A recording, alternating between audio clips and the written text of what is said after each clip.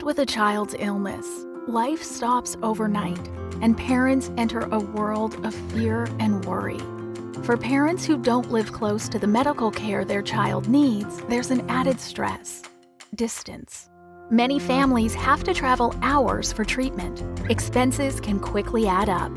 Long drives, lost wages, not knowing where they will sleep, being far from family and friends. What if this was your story? Well, this is ours. The Ronald McDonald House opened in 1984 in Lexington, Kentucky, with the mission of keeping families close to their sick children and the medical care they need. Guest families staying at our 21-bedroom house benefit from snacks and meals, laundry, and transportation, so they can focus on the health of their child. More recently, we opened the Ronald McDonald Family Room inside Kentucky Children's Hospital. Moments away from a child's bedside, the family room is a place to recharge so family members can be strong for their children. To further support the health needs of our neighbors, we have the Ronald McDonald CareMobile program, which offers Eastern Kentucky's children free professional dental services and education aboard a state-of-the-art mobile clinic. Today, our 3 core programs are thriving. The house serves 500 families a year. The family room provides respite for 8,000 people annually. And CareMobile has seen dental decay rates fall by 23%. In all, we serve over 10,000 people a year and are supported through over 20,000 volunteer hours. That's a lot of time, a lot of talent, and a lot of people doing important work. Our story is about people, and so are we. Will you join us?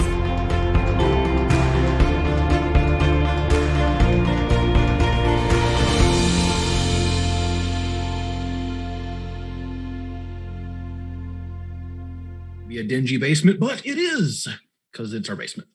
Just that way we can separate a bit and have you don't hear me on Jillian's part of the stream as well. Welcome everyone to our second stream of Givers and Gamers. If you forgot, I'm Donald. I'm one half of KFD. The other half is Jilly Pie. She'll be in chat as KFD. Oh, hey Tarpoff, welcome for your first time view. And great job at trivia. I hope you had fun playing with us. We do appreciate it. So this is Givers and Gamers, the arena of generosity. What we're going to be doing here is having our 4 players playing some Dungeons and Dragons in a one-shot that is combat heavy, where I am trying to kill them. Will they make it? Well, that's up to you all. For every donation you give to the Givers and Gamers, which goes directly to Ronald McDonald House Charities of the Bluegrass, they get 1 favor, and they can spend those favors in a variety of ways, which we'll have pop up on stream a little bit later. So I want to talk about tomorrow, as we talked about in our previous stream. You can join us for more D&D at 1 o'clock Eastern tomorrow, and that's going to be our celebrity version, which we talked about before. We're going to have Paula Deming, Matthew Jude, Phantom Meeple, Joe, Danny, Brutal Dan, and Monique, Game Freak Girl. So please tune in for that and support them. Theirs is going to be a little bit different. Not going to be combat focused, going to be more of a role-playing, kind of your typical D&D game. It's going to be really great. So we also, as we mentioned before, like to start every stream with happy news. And normally I post it in Discord, but I forgot because I'm a little busy today. I don't know if you've noticed, but it's fine. So our happy news for this is there's a recent study that shows that dogs can recognize the voice of their owner just by the voice itself, like no smell or anything else. So just sometimes when you come home and you're talking to your dog and you have that like great feeling and like they're really happy to see you, they know it's you. And just sometimes that's all the reassurance you need, right? Yeah. So let's go. Yes, Michelle has switched busy out. Oh, hey, Chuckles, welcome on in. Hope y'all are having a great night. Chuck Isles. Chuck Isles? Oh, is it? It's Chuck Isles. It is Chuck Isles. It's far away from me. It's on my That's okay. No worries. Screen. I know that guy. You do? Oh, I bet he's a really nice guy. I know. That's Chuck's amazing. So let's meet our players tonight, shall we? Tim, tell us about yourself. Hey, I am Tim. I love D&D. D&D is a lot of fun. When I create a character, I like to play something I haven't played before just to experience it. But of the things I played, my favorite so far has been Monk. It's just a lot of fun, and I've gotten into some trouble, like almost antagonizing a dragon by doing it. Donald knows what I'm talking about. But man, it's just a lot of fun. I've taken some martial arts as a kid, and then I went back and did some more as an adult at the same place, same instructor and everything. And it's just a lot of fun. It reminds me of that fun that I've had with that. And you also get the magic of D&D monks to go with it, and it's just hard to beat. Tonight, I am not playing a monk. I am instead playing a cleric for the first time, but not just any cleric. I'm playing a drow cleric, which I thought was an awesome concept, and am super happy that Donald made that character. So Fair is a drow cleric, and I will mainly be trying to keep my teammates alive. That is my goal tonight. I'm going to fail without your help, but help me make it easier. Well, thanks, Tim. I appreciate that. Second up, we have Natasha. I can't talk tonight. Not a good start. AKA Basic Witch. Please make sure you follow her here on Twitch as well. Hi, again, my name's Natasha, aka Basic Witch. I stream at X Basic X Witch X, and I'm a variety streamer with a little bit of leaning toward horror games.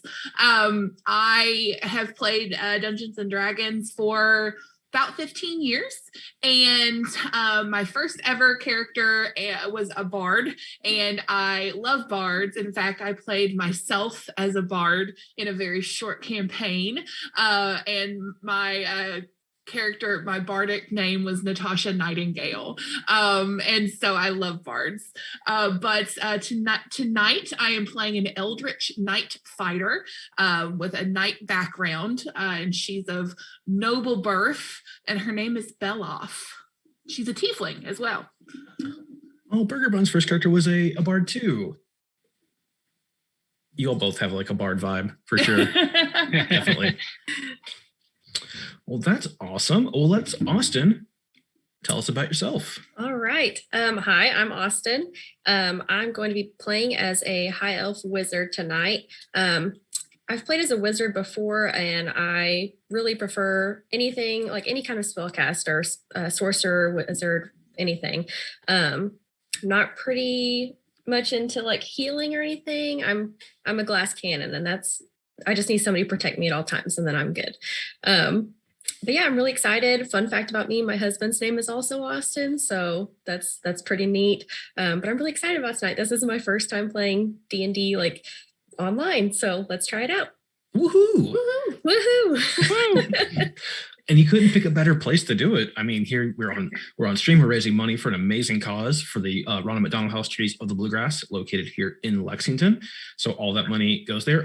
Just in case you all kind of see the bar at the bottom, so far we have raised $13,306 for this event. And that's some of our corporate donors, and of course the amazing work of Tabletop Live Network last month. Thank you all again from the bottom of our hearts. That means a lot. Ryan, fun fact, Ryan, I always kill players named Ryan first. Oh, no. Hey, Well, you I'm were turning back now. I messed up. Hey, my name is Ryan. I tonight am playing a little dwarf named Rutin. And this little guy seems to be a sorcerer who has innate magical abilities. Now, I remember my first character being a sorcerer, but I always have favored the artificer. I don't know why, I just like them building something and then something weird happens and then exploding. Absolutely. So if you all don't know me, I'm Donald. Again, I'm one half of KFD. I've been playing role-playing games for a long time, starting with Advanced Dungeons and Dragons. So yeah, long time. Love it. I'm kind of the forever DM, which is cool. But yeah, it's going to be great. We're going to do this. We have a bi-weekly D&D game. If you are a D&D fan, KFD&D. Tim here is also James Hasbro in that campaign. And it's fun. It's a lot of fun to watch. Kind of role play heavy right now. So I think if we're done with role playing, That leaves combat, right? Do y'all think are you ready? Do y'all need to stretch? Do you need need to call anybody? Any family members? Hey, do you mind telling people how the donations will work?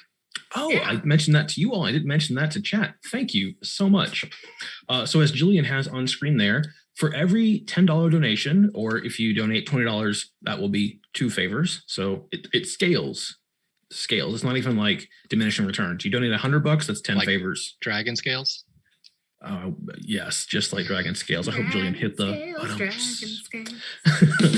So for every $10, you'll get a favor, and then you, all the players, choose how to use these favors. Jillian will keep us updated on how many favors there are, how many you've accumulated, and if you desperately need them, don't be afraid to beg the chat. I think that sometimes works, sometimes doesn't, but that's fine. Oh yeah. Michelle has a Twitch 3 for 30. Yes. And then as our mate Steve Bluegrass is pointing out, with a $10 donation, you're providing fresh baked cookies for the guest families, which, if you're in that situation, I'm sure warm cookies are very welcome and refreshing. Or 2 lunches of love, which they do in their family room. So yeah, every donation helps, no matter how small, how big. It goes towards helping families and supporting Ronald McDonald House's mission of keeping families close. So, okay, now can we fight? I guess. Okay. We should set the scene though first, right? We can't just jump on in. So you awaken to a loud rumble. It's seemingly coming from all around you. As your eyes begin to open, you feel a slight sting in your eyes as hot, acrid smoke drifts across your face. The smell of sulfur is overpowering, and it's difficult to catch your breath as you begin to push yourself off the warm, smooth stone that creates the floor beneath you. As you shakily get to your feet, a curtain of hot air cudgels your face. You adjust to the smoke and realize where you are. A ring of lava surrounds you, molten rock lunging out of its churning pit like vipers striking at an unknown victim. A collection of stalagmites shield you and your companions from the commotion of magma only a few yards away. Yet they do little to keep the intense heat from causing your face to glow. A quick glance up reveals craggy rock shooting into the sky, forming a near-perfect dome all around you. A small opening allows much of the smoke to evacuate the arena and reveals a cloudless, bright sky above. A scattering of scrying devices line the walls, orbs, mirrors, and some glass lenses. They inform you that someone, and likely many someones, are watching you. And they know you're awake. A booming voice pierces the rumbling to welcome you to their theater. Salutations and well met, adventurers. Please take in the battlefield around you as you prepare for combat inside the Arena of Generosity. Here, you will face the most vile and nefarious creatures in all the realm. The battles will be difficult, and your chances of survival are slim. However, you may take heart that there are those who wish to see you succeed. So much so, they will spend their hard-earned gold to grant you favors for use within the arena. Choosing how to use these favors is up to you and your group. They may heal or replenish your spellcasting abilities. Perhaps they will grant you luck, or even a second chance. Just know that they are necessary for your survival. Speaking of survival, let's see how long you can endure our first challenge. A little fight I like to call Hail and Hydra. I'll go ahead and pull this arena up now. I believe you all should be here. No. Oh, no. Oh, dear. What do you mean, oh, no? Hey, Oh, dear. May I ask one quick clarifying question? Of course. Alliteration aside, I would like to ask if, and apologies if I missed this because I was also trying to, do I have to donate to a specific person or thing to grant the favors? You do not, and I just realized this is going to take me a second to get something fixed that I should have fixed earlier. Any donation goes towards it. If you want to donate directly to one of our players, you can. They all do have, they are set up currently. So any one of them. Oh man, I messed something up. So sorry, y'all. This is going to take me just a second to It's fine. It gives me a minute to go ahead and bank a few favors. fix something. You need to donate to myself really quickly. Not a roll 20 issue. This is a DM issue. So give me just 1 second. Listen, anyone who has been a DM before knows that every game there is a DM issue.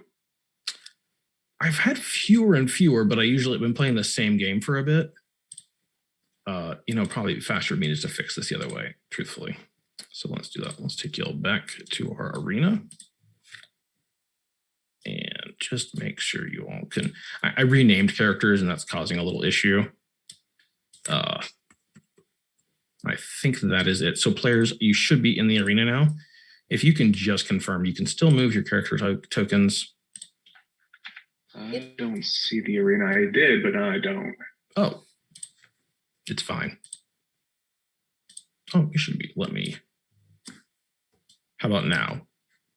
It's loading right now, as far as I can tell. Okay. Well, that's fine. Just gives me more chance to fix this. I'm just going to put first names. I think I need to refresh roll 20. Sorry about that. Okay. Yeah, I'm doing the same. No problem.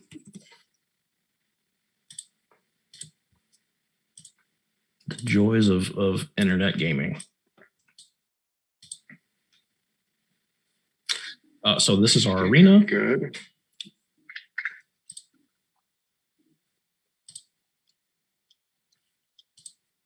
Oh, I might have to as well. Yep. Sometimes there's just a lot on the screen, and it just doesn't really doesn't want to help. Oh, look at that. We're up to $13,316. Somebody got a favor. Woo-hoo. Nice work, y'all.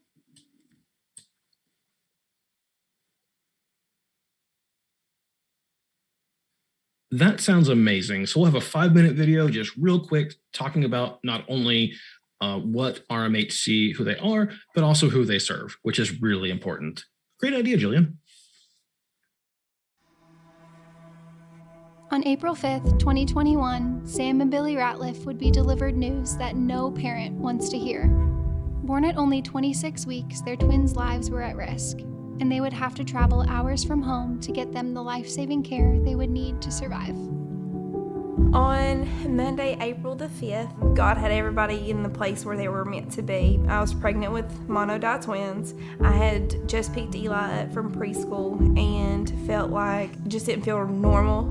And so I called the hospital and they said come in just to be checked out. We ended up delivering the babies here in Pikeville due to the fact that our NICU is a level 2. They were unable to care for the boys where they were 26 weeks and 4 days. The boys were born at 2 pounds and 3 ounces. One of the NICU doctors from Pikeville actually came in and spoke to us just briefly about things that may happen. And he actually mentioned the Ronald McDonald house and that we would need to go ahead and get on that waiting list. It wasn't until about 10:30 that we were able to see the boys briefly before the transportation unit came to get them. It was very tough. It was truly the longest ride to Lexington that I've ever driven. I was speeding quite a bit because I wanted to get down there. It was God keeping me safe because about 30 minutes into the trip, I actually catch up to the ambulance that's carrying the boys. It kind of brought peace to me that I knew that I was right there with them. One of the big things they told us as soon as we got to UK to the NICU was that it's going to be a roller coaster ride, is the way they described it. And, it truly was. We hit some very high highs and some very low lows. While Sam and Billy were in Lexington with their newly born twins, they unfortunately had to leave their 5-year-old son, Eli, at home with his grandparents, 3 hours away. 1 week into their stay at the Ronald McDonald house, their prayers were answered as the COVID restriction preventing siblings at the house was lifted. Now, instead of hours away, they were merely minutes apart. I knew that there was babies that was born very early, so I just gave them a little hug because of They was born really early, and I didn't want to give them a squeeze hug. They took Eli whenever he had came.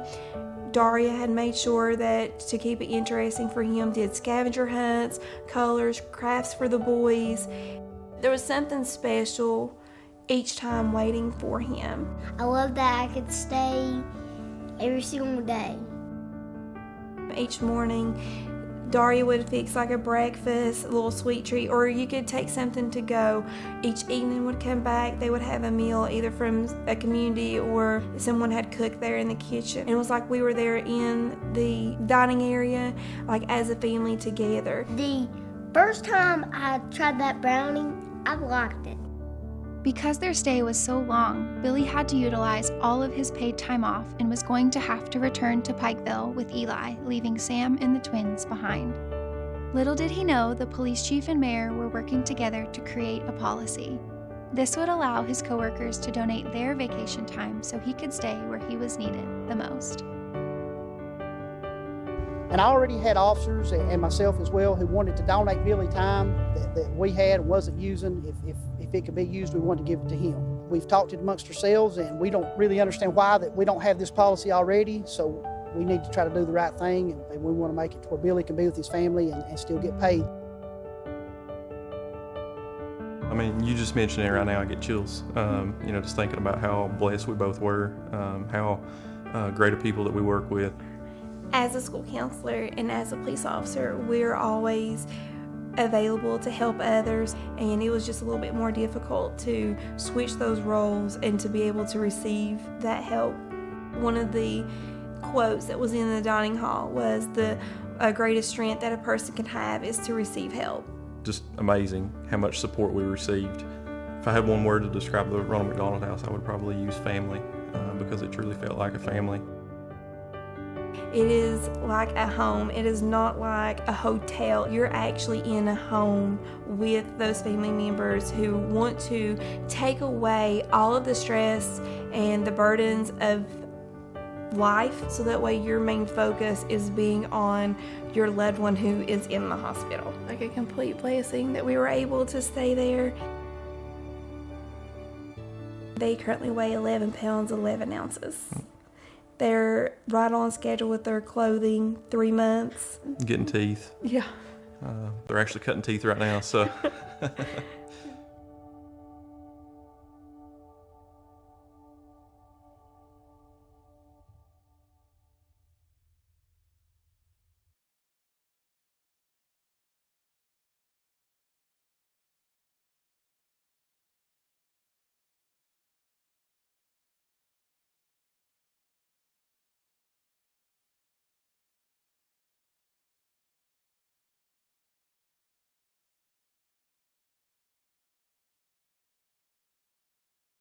And hold it. And breathe out. Okay. I'm back in. Okay, great. So we're going to fix our names here. Jillian can take care of that really quickly because she is amazing and producing behind the scenes, making my life easier. So we are back. It wouldn't be a stream without tech issues. It just wouldn't. So thank you all so much for your patience and hanging out with us. Now is a great time to check out giversandgamers.org, where there is also a link to where you can donate. You can come to the Twitch channel. You can see other events we have going on all weekend long, including a PS5 raffle. Tickets are $25. If you are local to the Lexington area, you can pick yours up at the house on an assigned day, or somebody will maybe bring it to you. If you are not in Lexington or the surrounding area, you can just pay your shipping, which I guarantee is much cheaper than paying for a PS5. So that is all good. And then we have our Yahtzee leaderboard going on as well. So just all kinds of fun things. Just like a weekend of fun. Okay, is everyone back in Roll20? Is everybody able to do the thing? Mm-hmm. Okay. Let's see. Yes, we have a pupper that wants to say hi.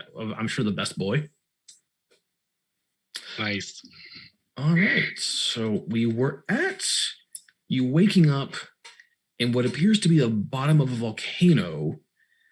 So you're surrounded by lava, and in front of you is the fight they're referring to as Hail and Hydra.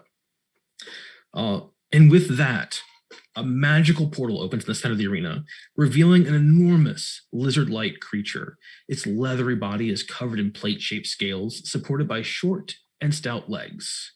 The creature has 5 serpent-like necks, each supporting a snapping head full of teeth and anger. The creature gains its bearings rather quickly and prepares its assault. Roll for initiative. So if you're new to Dungeons & Dragons, D&D is a cooperative storytelling game where we are just telling a story together. In this case, it's just fighting. And I'm not really working against the players. That's just fun for the donations. We're just going to tell the story together, hang out, and have fun. So let's get everyone here. Oh, the Hydra rolled bad. So very bad. Looks like as of now, let me pull that up again. Oh, is that another, I think, 5 favors that just came in? Yep, y'all Holy up to cow. 6 favors. Holy cow. People like you all. Yes, Burger Bun, he is in fact a heckin' jonker.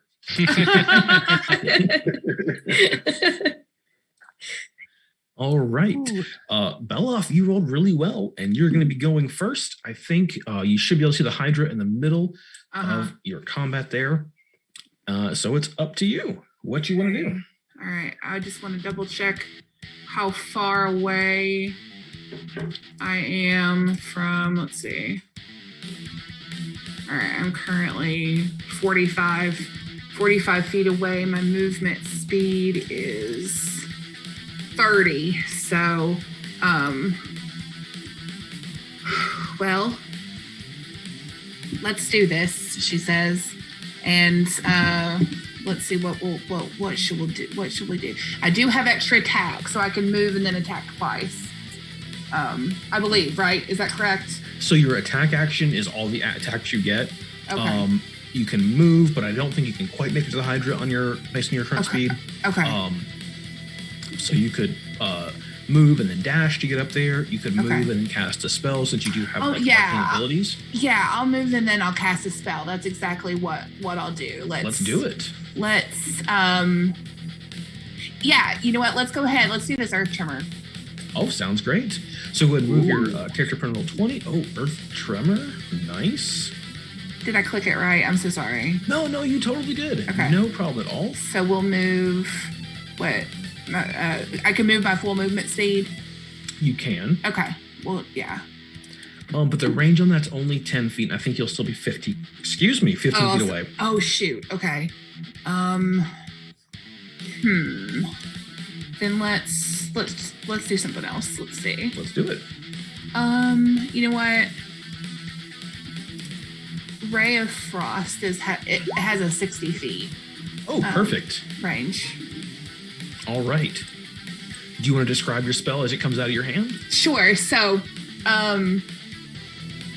what you see is a beam of blue and white frosty light that hurls straight toward the Hydra. All right. And how did your roll do on your attack? How does it do? It's a 9. All right.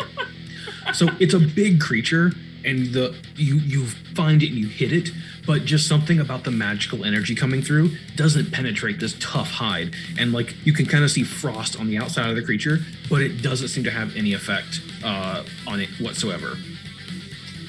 And then you would have a bonus action if you wanted to use that, but if you don't, that's okay too. Oh, that was from the other one. Bonus action. Can I cast another spell? I don't think you can unless you have one that is a bonus action speed. Oh, okay. Typically, you might not have a bonus action to do, but just wanted to ask. Let's see. What can I do? Apologize. All good.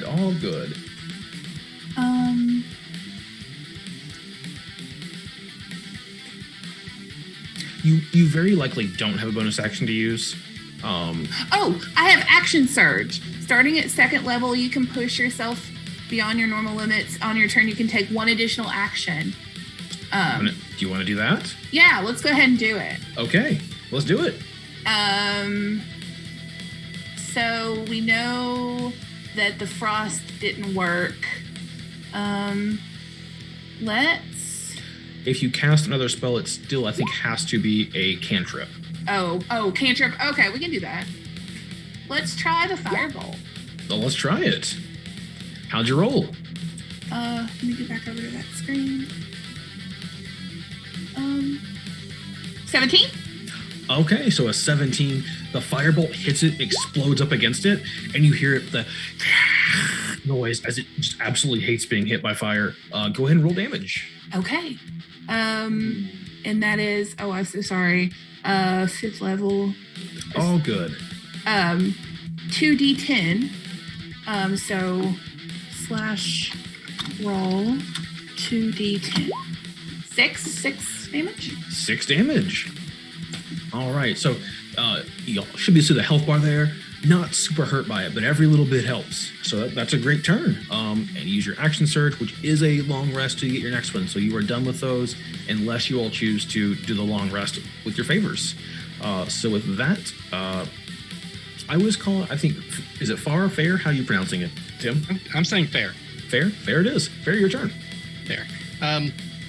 I'm going to look at my companions and try and guess which one is going to be the one that's just going to run up and be all up in this Hydra's business. So which of you has like a melee weapon out? Anybody? No? No, I don't have mine drawn. No? Okay. Yeah, then I'm just gonna put a hand on Rutan. We'll go. I don't know. I like Rutan. Rutan. Where I'm gonna place a hand on Rutan, and I'm going to cast Death Ward. So let me go ahead and cast that. But what that does is, instead of the first time your hit points drop to 0 from taking damage, you instead drop to 1 hit point instead and do not lose consciousness. So, let's see. Death Ward. Got little angel wings there on that to represent. And, yeah. And that is an action. So that is my turn. I'm gonna hang out like right out of the way over here. Yep. Good spot. Okay. Not clumped up. Adween, you are up next. All right. So I have a really bad armor class, and I am just not strong at all. So I know I'm going to take some cover. Well, I'm going to try. Well, I'm technically in cover, okay? Okay.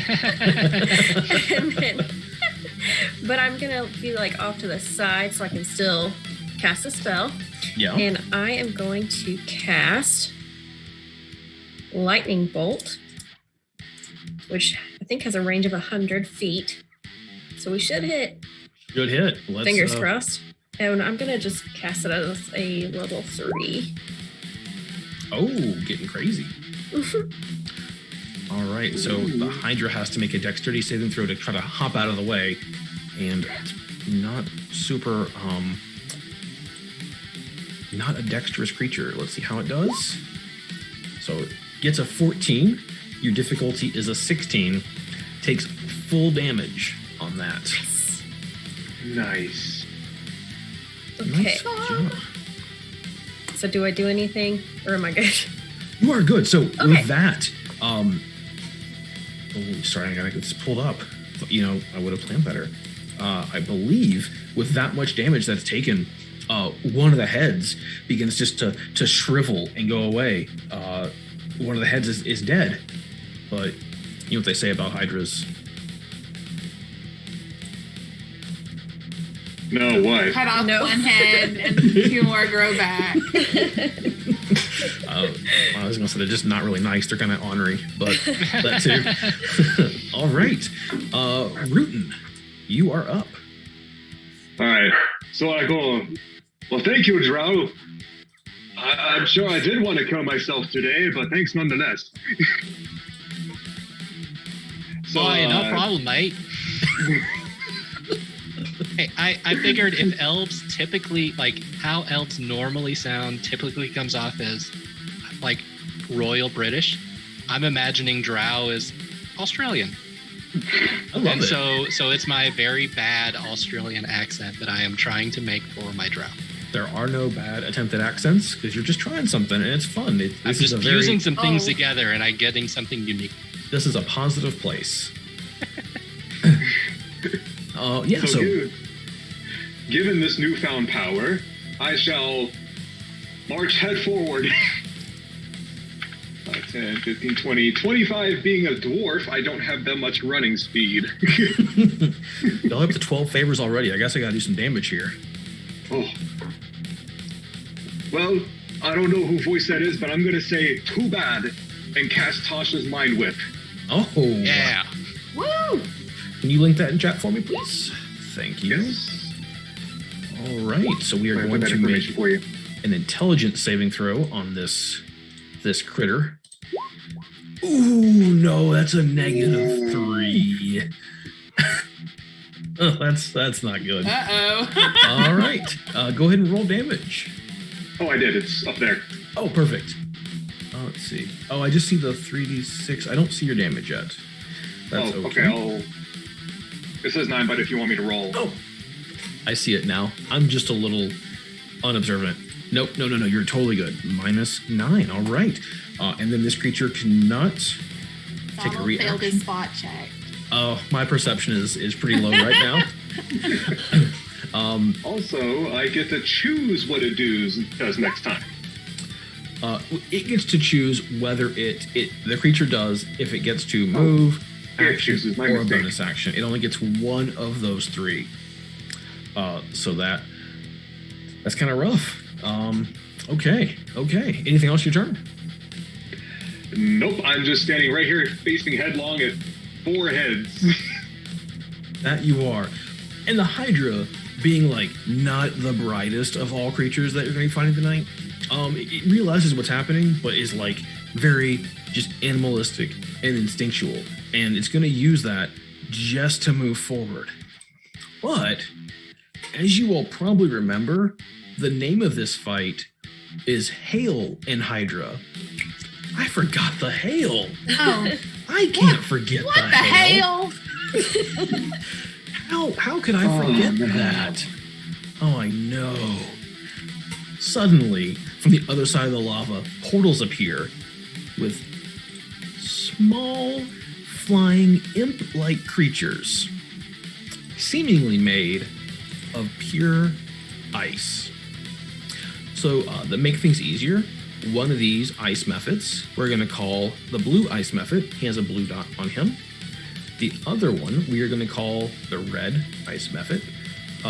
They will have a red dot on them just to make things easier.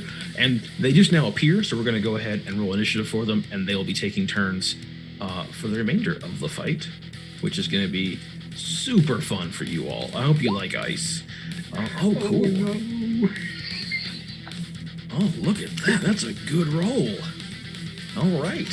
So the Hydra, under the effect of your spell, could only move forward. It only does so. And with that, it is now Belhoth's turn. All right, well, so how many of them are there? There's just 2. Just One 2. of them is basically behind you, just on the other side of the lava. Okay. The other is on the complete opposite side of the arena, pretty far away.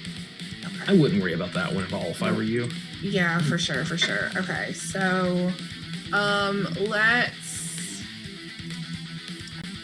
see. I can now move close enough to attack, so I will do that. Let me click on that. Okay, so we're gonna do that. And then I'm going to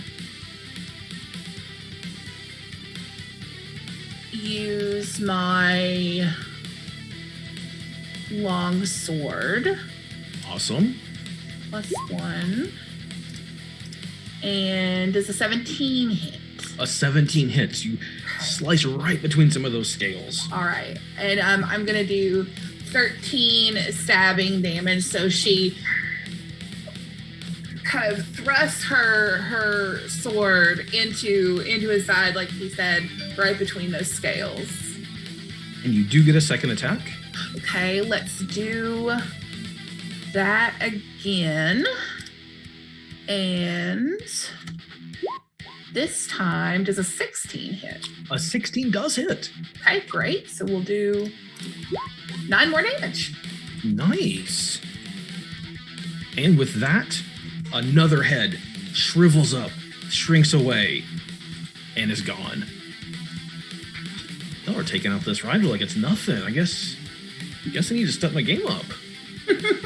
That's fine, I guess. That's fine. All right. Now these little ice creatures' turns. And this first one sees a delicious target not too far away, flies across the lava and really kind of starts to slowly melt as it goes across the heat, but otherwise seems to be mostly okay, and is going to just claw at you. There, Fair. Hope you like that. Hope you enjoy it. Let's find out if you do. Oh, a 23, an actual natural 20. Can I get an air horn there? No air horn. No air horn. Let's see. So you take, take some damage here. So 6 total slashing damage from the crit and 5 cold damage. So a total of 11 damage. Oh, thanks for contributing to the Bushy Perfect. Bushy Perfect Bonanza. It's almost like you've been working on this for so long that your brain is fried. Slightly fried. Maybe. Yeah. I appreciate you. I appreciate you. This other creature who's like over hanging out on the other side. Yes, Chili Pie, that is her off stream. Thank you. Is going to fly all the way across here. And it's giving me weird numbers for size, but that's fine. And with that, it can cast a spell, but doesn't want to. That's casting spells is for weirdos, and so it's gonna just fly over this way towards you all some more, just for fun. And that is the end of its turn. So Fair, you are up next. Boy, that hurt. All right, so I'm gonna turn towards this little ice impish creature, and I am going to cast a cantrip, Sacred Flame. Oh, nice. So, all right, here we go. So, cantrip. So it's no spell slots expended, which I'm pretty excited about. DC 16 dex save, please. Let's see how it does. Yeah, it gets a 3.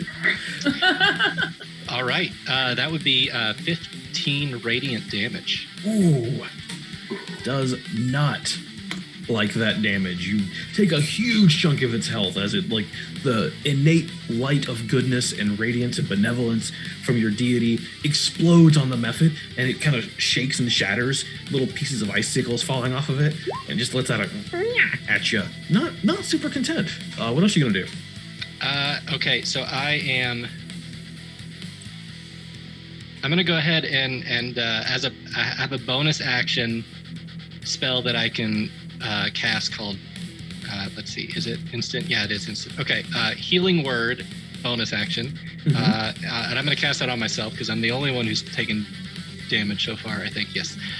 So I'm going to cast that on myself. And I'm going to cast it at level 1, so I don't need a whole lot right now. Okay. And I'm going to gain 8 hit points back. Nice. All right, and is that the end my of your turn? Awesome. I'm not going to move. I'm not taking that attack of opportunity. No, thank you. No, thank you. No, thank you. Adwin, you are up. Okay, question. How did you get the ruler to show how many feet? There should be on the side, like a little, The circle with the ruler, it kind of looks like an upturned Q instead of a downturned Q. You can click on that and measure things, but make sure you click back to your pointer. Otherwise, you're not going to be able to click on anything. Okay, perfect. Thank you. Okay. All right. I think I'm going to move to right there. Oh, getting brave. Yeah, get out in the open. Yep. You can also just click it. Yep, just click and drag your person. Okay. So, oh wait, how many feet can I walk? 30? I think it is 30. So I just moved back 10 feet. That's fine. Well, okay. Are you sure? Yeah. Okay. Seeing that my pal Fair here has been damaged a little bit, I am going to use Fireball? Scorching Ray, which can have 3 rays of fire. So what I'm going to do is I'm going to hit the one near him once, and I'm going to use the other 2 to hit the blue. Okay, awesome. So you're go ahead and roll your first one. Oh yes, Scorching Ray, just like that bad dog. Okay, so there is that. Okay. Your first one on a 13, it does hit, so you can roll damage, and then you can just click on in that box in chat where it says Scorching Ray, and that'll do damage. Okay. Oh.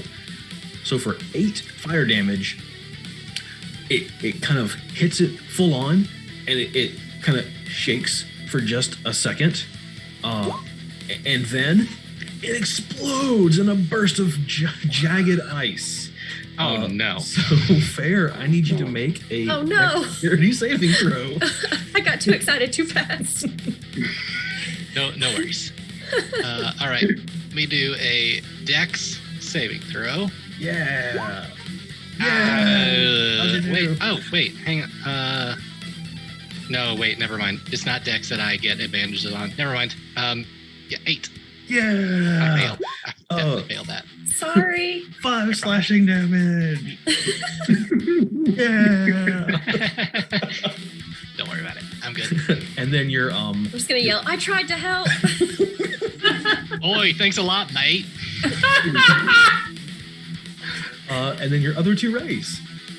All right. So do I just hit the Scorching Ray again twice? You just go ahead and like cast it again, so we'll get the attack rolls. Does that make Okay. sense? Yes. You gotta make sure they hit first. Yeah. That's true. I mean, you could just go ahead and say that they hit. I'd be okay with that. Good. But we're not. Oh, I should have. What did I get? Oh, wow. Okay.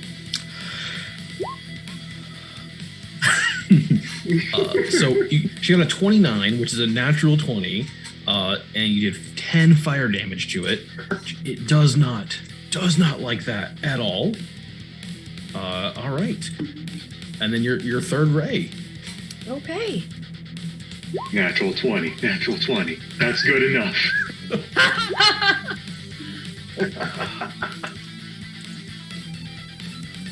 What'd you roll? Let's see. I guess 5 fire damage. Yeah, to hit, you got a 26, so it'll show 2 numbers. That number, and then 5 more fire damages. Does not like that. I mean, I wouldn't either. Fine. Fine. Do you want to do anything else? No, I think I'm good. All right. Rootin' Tootin', you're up. Oh no. I guess I heard the shattering behind me. I was like, who dropped glass? And, well, I see the biggest problem right in front of me. Not just my size. But I do have a plan. And that is not only what happened behind me, I know you cut out. I activate a good old cantrip called... I am casting a cantrip called Sword Burst. Oh. That sounds fun. That is fun. And it hits everything around me in 5 feet. Do you want to describe it? I'll go ahead and just say I raise my hands up, and all of a sudden, out of my mind, you can see like this ethereal blade just whip around me real quick in a circular manner. That is awesome. Yeah. Hell yeah. All right, let's do a saving throw. A 10, which it does not make. But because this creature loves you so much, it bursts into more shattered ice, and you get to make a saving throw as well. No. Oh, that's what the bursting was. Go ahead and make a dexterity saving throw for me. Here we go. That is a 20, non-natural. Oh, well, nice. Dirty 20. Dirty 20. So you still take half damage from this. All right. You take 1 point of damage as the ice kind of glances off your armor and doesn't do that much damage to you, but it's still there and you know it. Donald handed out deck saves like he's Oprah. Yeah. Oh, but the Hydra also has to make a dex save from the attack. That was a very well-placed spell. The Hydra does not pass dex saves. Gets a 5, and you did 7 damage on that? Yes, I did. It's force damage. Force damage? Got it. Well played. You've already taken out my hail, which I do not appreciate. Anything else your turn? I don't think so, actually. I think at this point I'm just staring the shark in the teeth. Okay. That's fine. It's fine, I guess. Let's see. So on the Hydra's turn, you took out another head, which is really cool of you. But it gets, as Natasha said, for every head you take out, 2 more grow in its place. Now, one of those doesn't seem to be growing, but it does get 2 heads back, as well as a little bit more health, which, just brings a little joy to my heart. So these 5 heads decide you are a real threat. 3 of them are attacking Rutan. The other 2 are going to be attacking Belith. So we're going to do the 3 attacks. They're on Rutan first. Hope you are ready. I got to find it. There we go. First bite that comes at you is a 21. How you feeling? Just 7 piercing damage. The second attack is a 17. That's nice. Oh boy. 9 piercing. Ooh. The third attack is a 19. For does it hit? Yes, it does. Another 7 piercing. Ouch. As you're trying to fight it off, and the Hydra just chowing down on you. But don't worry, I didn't forget about the whole party. Belith, you have 2 heads coming at you, and I hope you enjoy them. The first head is a non-natural 20. That hits. For 15 piercing. Okay. Oof. Second one? Ooh, a 26. Yeah. Oh, just 10 piercing though. Just 10. Oh. You got hit by 2 heads. You took more damage than me. What is this? Oh, sometimes the dice are fickle dice things.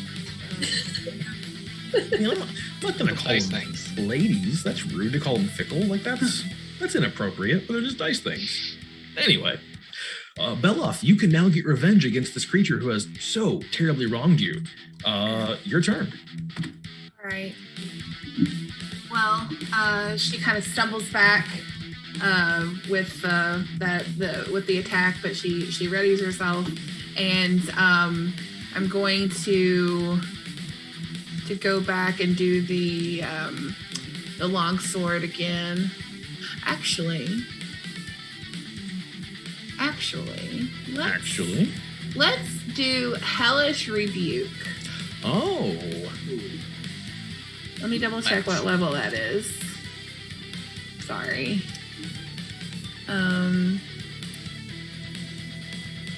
Okay, yeah, that's a first level spell, so we're gonna cast that at first level. Awesome. And that's 14 fire damage. Well, I mean, this Hydra has a really great track record of making dexterity saving throws. So we're going to check that out first. This is a dexterous creature. Oh, so close. 14. Dang. Almost got there, big guy. All right. 14 fire damage. Or yeah, That's right, because attacker wins a tie, right? Well, no, wait. sorry. Save you have to get above. If it's so it was 14. If it's an attack roll, the defender wins. Yeah, the difficulty. Oh, okay. Do you want to go ahead and describe how this spell goes down? Sure. So I point my finger at the Hydra, and I'm like just for a moment surrounded by just the flames of hell, and so then they have to make the throw, the saving throw. So yeah. Well played. So it was a failed save technically.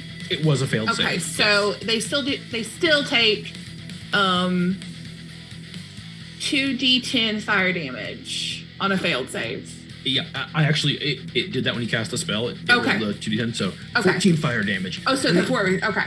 And it does not like fire. It lets out just a terrible shriek, just high pitched, and just makes you just shake as it makes this awful sound that it's been in a pain that you've just never really heard before. Okay, and so that was your action. Do you want to move or do anything else? I can. Okay, so that was. Can I? I see. I do have 2 attacks, right? I'm sorry. You're good. This spell is really a reaction. You should have done that while its turn still, and it's okay. Oh crap! Sorry. One thing that I really love about D&D is that the rules are just guidelines, and we're really just here to have fun. Okay. So I am not a stickler for you should have done that. Okay. So yeah, go and attack with your sword as well. All right, I will. 11. With that, you hit it, you make solid contact, but it just can't pierce the thick skin of the Hydra. Okay, and then, but can I do my extra attack, or is that you can get that second attack as well. No problem. Yeah. Well, Get it. We want to be benevolent. 18. Ooh, 18. Okay, that hits. Go and roll some damage. 12 slashing. Oh, and with that, combined with your hellish rebuke that you just did on it, another head shrivels and dies. All right. Anything else? No, that'll be it for now. You know what really sucks about hail, besides it damaging your car and your roof and everything else? You never know when it's going to come back. So no. And you hear a high-pitched, impish voice. We're back. Oh, jeez. As once again, these little ice imps, also known as mephits, reappear in the corners of the arena. Wow. We got rid of these faggots. Will you ever? Probably not. And with them coming back, that is their entire turn. So Fair, you are up again. All right.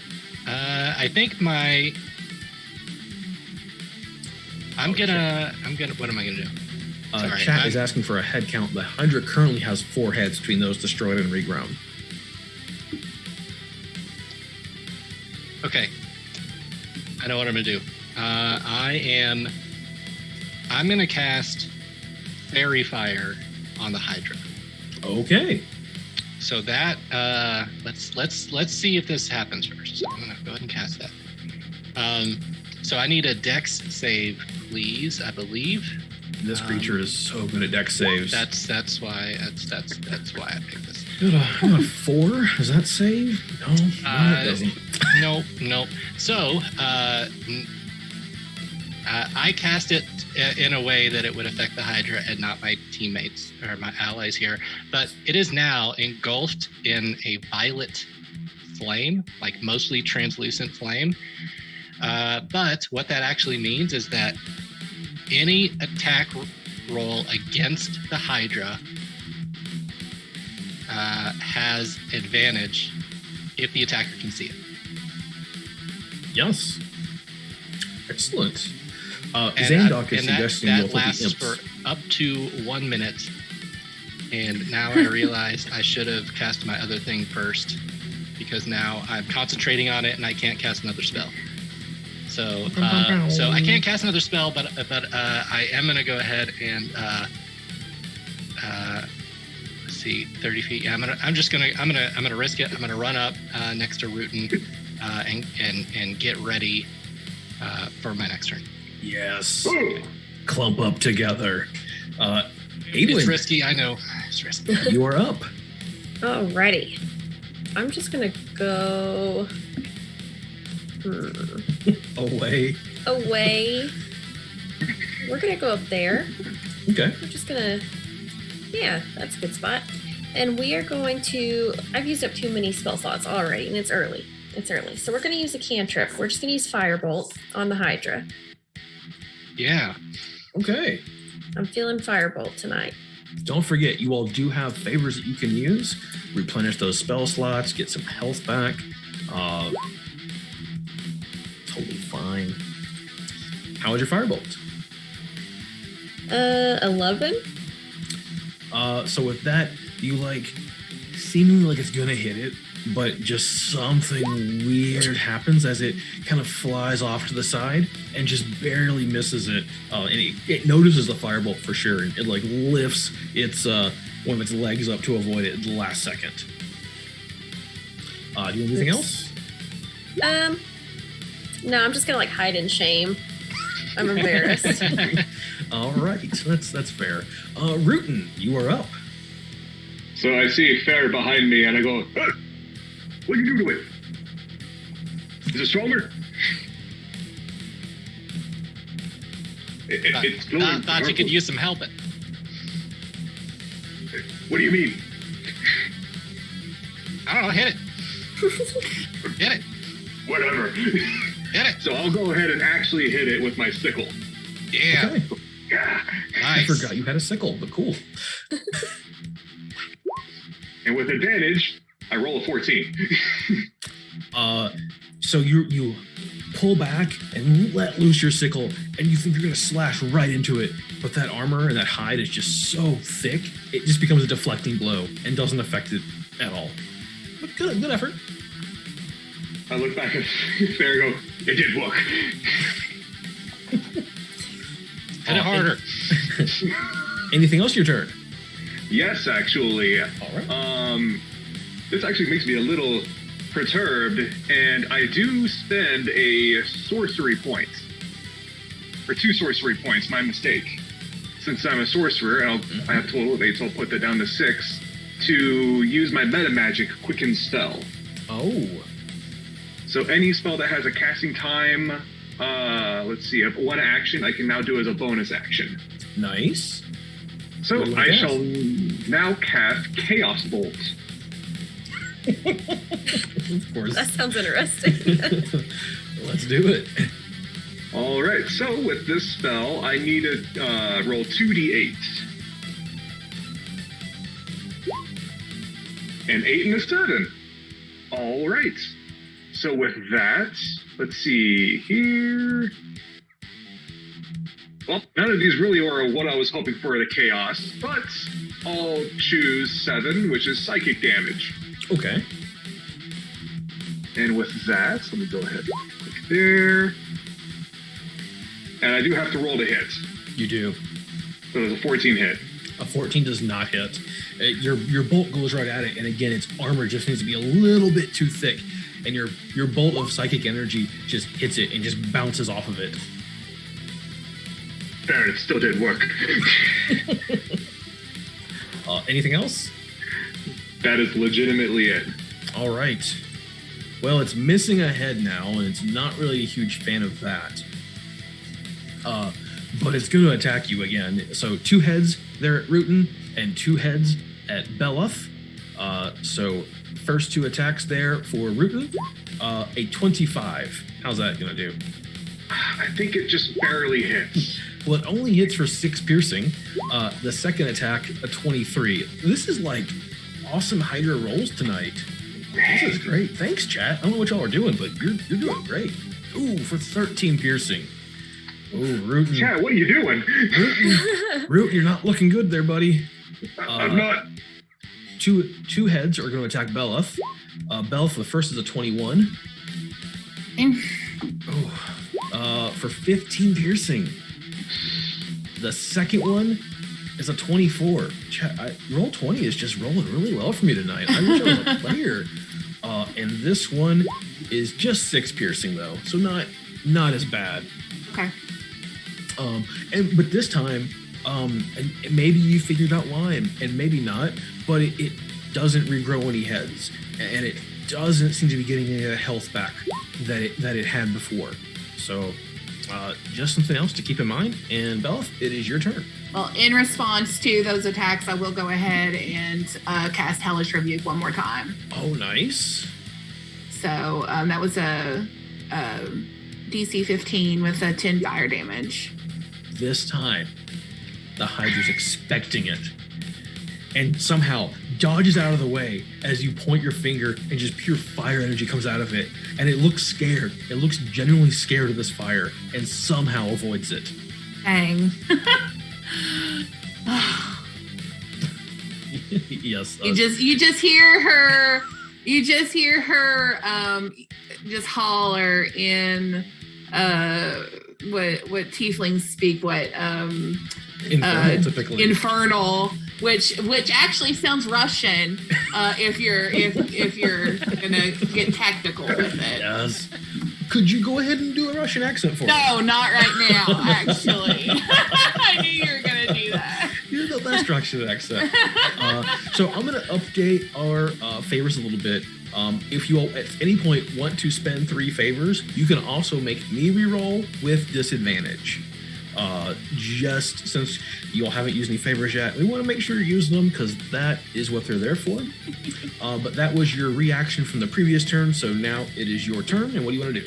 All right, so I'm going to cast. Going to cast Firebolt. With the 27, natural 20, I think hits. That is a natural 20. That hits. All right, 18 damage. Ooh, and you take out another head, down to 3 heads right now. All right, and something cool that I didn't realize until just now.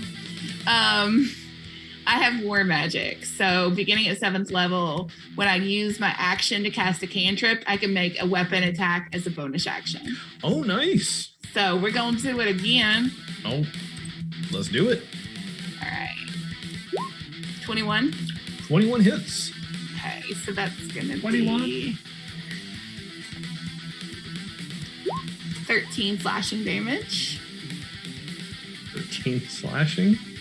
I don't want to make you all not like anyone, but Enshu has asked to buy anti-favors and has requested seeing another Ryan die. Oh, geez. No, wait, hold on a second. Hold on. Xandar says that Russian characters should only be able to cast ice spells, but I think in Captain Planet, didn't the Russian kid use fire? Was he the fire guy? I think he was, so, it works. It works. A favor plus anti-favor equals annihilation and power. Yes, and you. Anything else to your turn? Well, I can attack twice. Oh, so I can do my 2 regular attacks. So we'll 16. Like, I think you're casting a spell is like an action, and then you get the bonus action to attack, or you could attack twice. Does that make sense?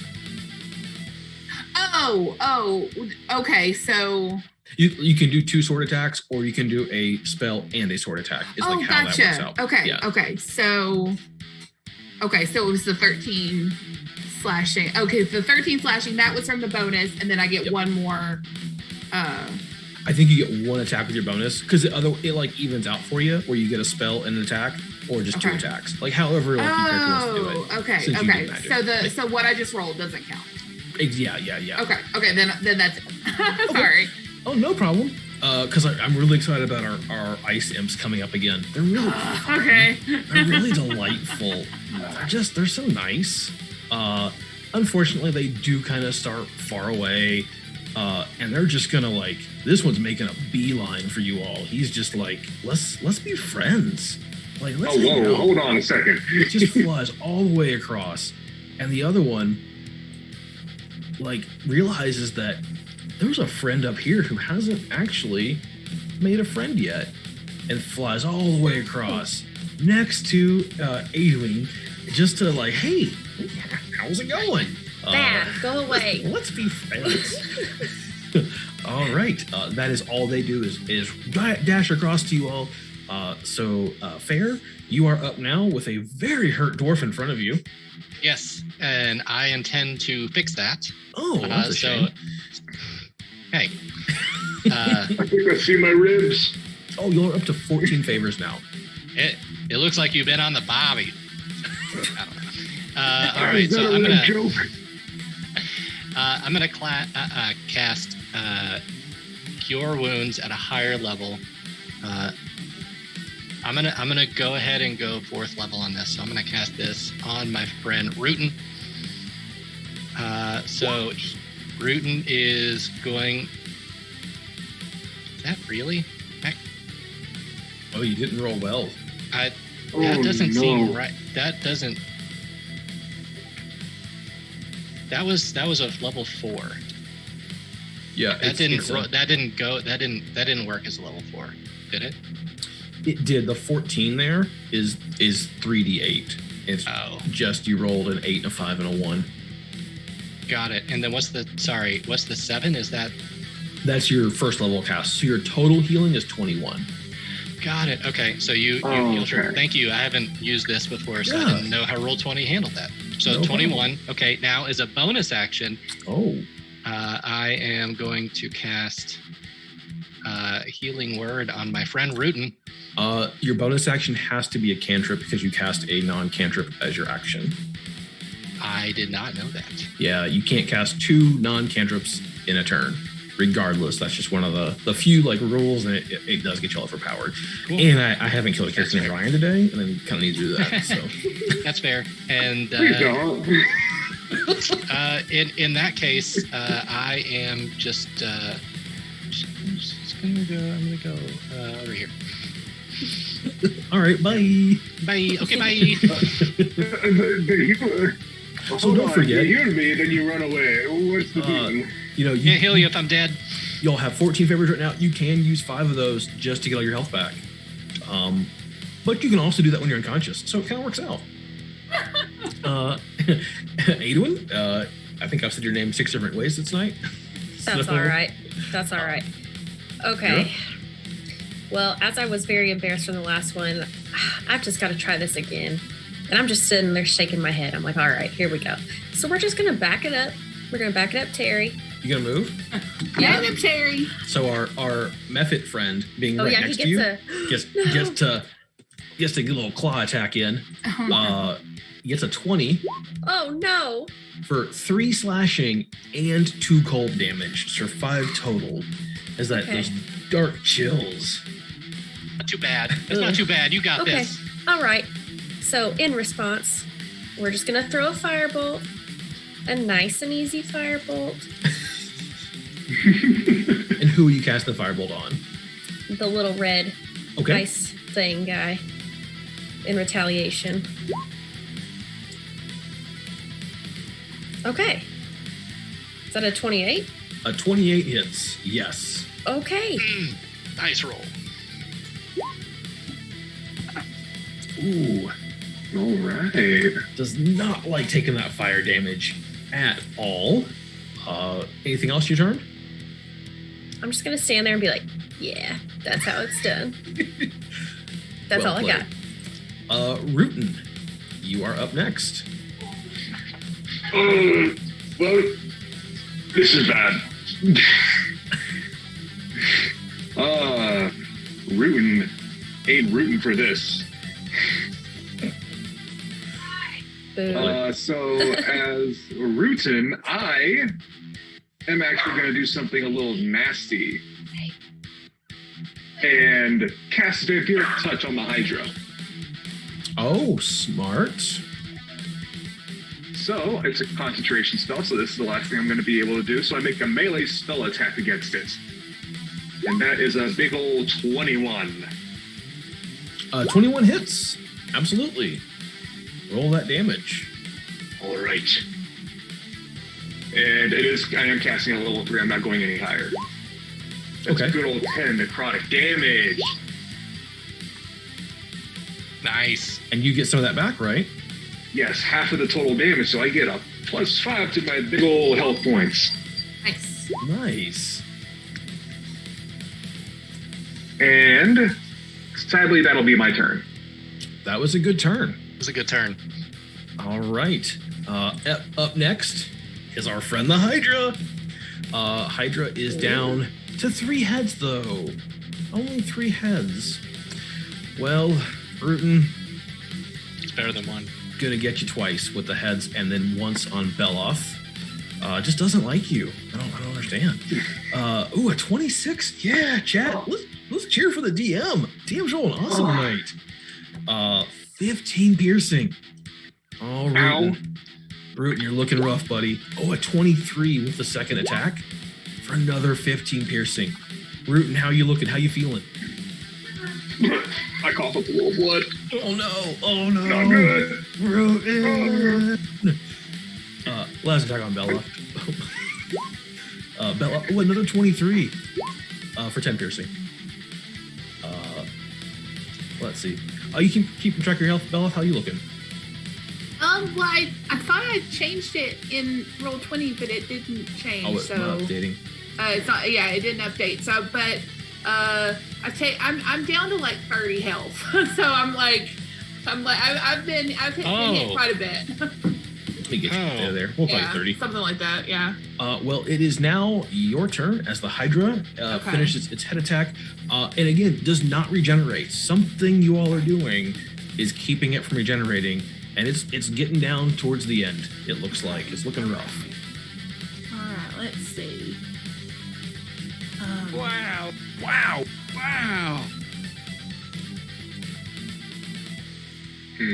Oh, Road Dog, thank you so much for the sub. Appreciate that. Okay. That is so kind of you. Hey, Road Dog. Thank you, Road Dog. That's my brother-in-law. Since it was like really not digging those fire spells, let's go ahead and cast Firebolt again. Okay. And an 18. An 18 hits. Okay. So 13 fire damage. Ooh, 13 fire. Ooh, it is getting low. Okay. Y'all are doing it. Okay, so then we can do one more. We can do one more melee attack. Yes, exactly. Okay, and so we'll do.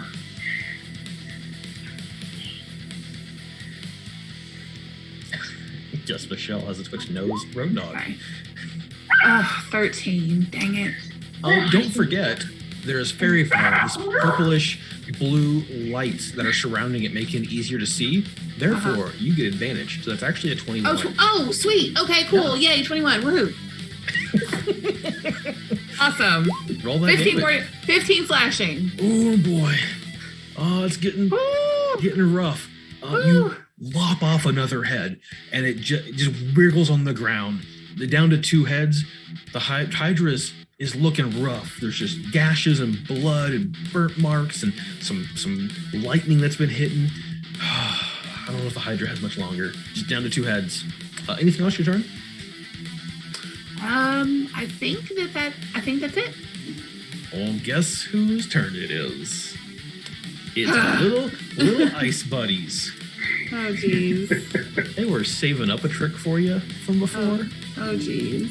This one next to Rutin takes a deep breath inside and lets out nothing but just a 15-foot cone of just pure cold energy. Need to make a dexterity saving throw.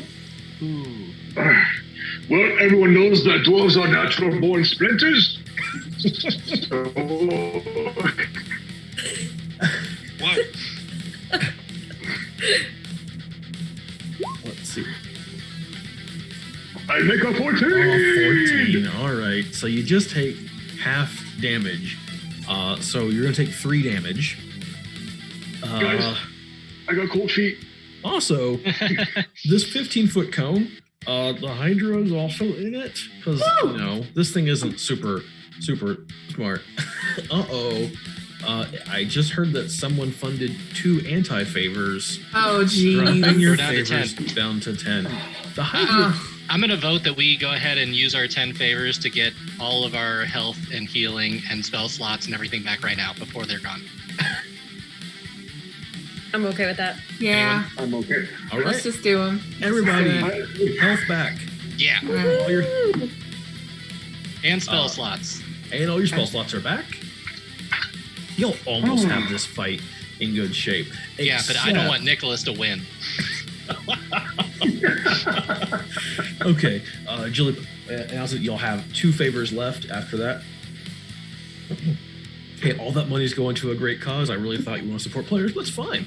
I was actually, somebody asked me last year if they gave like $50 if I kill a character, like somebody, and I have a little more integrity than that. Not much, but a little more. It has to be more than $55. Final answer. That's at least a Benjamin, at the very least. But this little method that you're running from, he's like, I'm coming for you. We're gonna be best friends. It also breathes out this just pure frost. So you also get to make a dexterity saving throw. Isn't that fun? Oh, it's just a joy. Yay! So let's see. Saving throws, dexterity, right? That's it. Perfect. Y'all succeeding, so you only take half damage. You It's take the night of two dexterity. cold damage, and that is the end of their turn. So Fair, you are back up again. All right, I don't need to do any heals, so I'm gonna get a little fun, and I'm gonna cast Moonbeam. Oh. And I'm gonna go ahead and cast it at level 4. Oh, so Moonbeam works a little differently. It won't take damage until it starts its turn, just the way that's described. It won't take any damage right now wherever you cast it. So just so you're aware. Yep. Okay. And I'm gonna place it right there, right in the middle. Alrighty, so we get this 5-foot just beam of pure moonlight that pierces down the volcano that you all are fighting in right now, and boop, right on top of the Hydra. Actually, I think it's bigger than that, but it's fine. I'm not going to adjust anything. Anything else? So that's a DC 6. Yeah, that's right. Never mind. You already said this. So yep. Okay, we're good. Yep. I'm gonna move over here. Okay. And with that, Adwin, you're up. This thing. I tell you what. Okay. That's fun. Yep. We are just gonna move back just a hair. We're backing it up, Terry, once more. All right, it's going to attack you again. That's fine. Oh. I can take it. This time, the claws come out. A 17. Okay, that definitely hits me. Ooh, a good roll this time. 5 slashing and 4 cold for 9 damage total. I cannot do math, so I'll figure that out later. Oh, I'll get you. If you click on your character and then click in the red bubble, you can hit -9 and it'll remove 9 from that number. Uh-huh. Okay, well I need to remove my 4 from last time too, because I did not No, we know healed. that. No, it was Well, right after then you healed. Oh, okay. Yeah, it was. The method was right after y'all healed. The Yeah. attack. Oh, my bad. No, good. Got to You build said up those the- favors again. The red bubble, and then okay, I'll figure it out. I think it's 27 left, but I'll get you real quick. Okay, Since we're at thanks. it. That is no problem. all right. So since I had pretty good success on Scorching Ray earlier, I think I'm going to do that again. Okay. We're going to hit this little red ice guy once, and we're going to hit the Hydra twice. Awesome. Do you want to roll the ice guy first? Yes, I Okay. do. We go here. Scorching Ray. 26 hits. Go and roll your damage. Cool. You know, 4's Yeah. okay. It happened. It's something. Yeah. Yeah, but it's made of ice, so that 4 it carries. Okay, all right. All right. And now for the Hydra. Actually does. Ba, ba, ba. All right. 20 hits. Roll your damage. Oh, I Okay. see a recurring theme here. And your last ray. 28 hits. All right. Okay, some improvement. And you're with attacking that, well, you're not damaging well. it is down to a single Awesome. head. Yeah. Anything else? That's all I got. All right, Rutan, you're up. The Hydra down to one head, full of gashes and missing some armor plates that it has. It's looking rough. It's seen a better day. All right. This is where the rhyme lives. So, beating me, and an actor apparently, as I read on my character sheet, I make a dramatic exit and start running away. Oh, okay. So they would get attack opportunity against you, both of those creatures. All right. Okay. So the Hydra's going to bite you first. Gets a 25. Nose to the cheek. For 6 piercing. And your little ice friend, a 15. Does that hit you? Nope. Oh, it does not. It just clinks against the armor. He's an armor-wearing sorcerer dwarf. All right. What do you want to do? I realize I don't want to take the spotlight as we are a team. So, I cast Fireball while it only hits the method. Fireball or firebolt? Fireball. Of course you do. Oh, we have Only hashtag enough kill where it hits the Ryan. I method. don't think it's quite trending yet, but it is out there. It's really rude. All right. That little guy's going to make a saving throw. And I am casting it at 4th level. Oh, of course you are. Okay. And, hold on. Yes, So did it yes. have to make a 16, just out of curiosity, would it have to make a 16 and still succeed, or would it make a 16 and fail? Well, it got a 20. Because I do have an ability where I can change it. Oh, to be like disadvantage? If it ties, it still succeeds. If it ties, it still succeeds. Okay, then.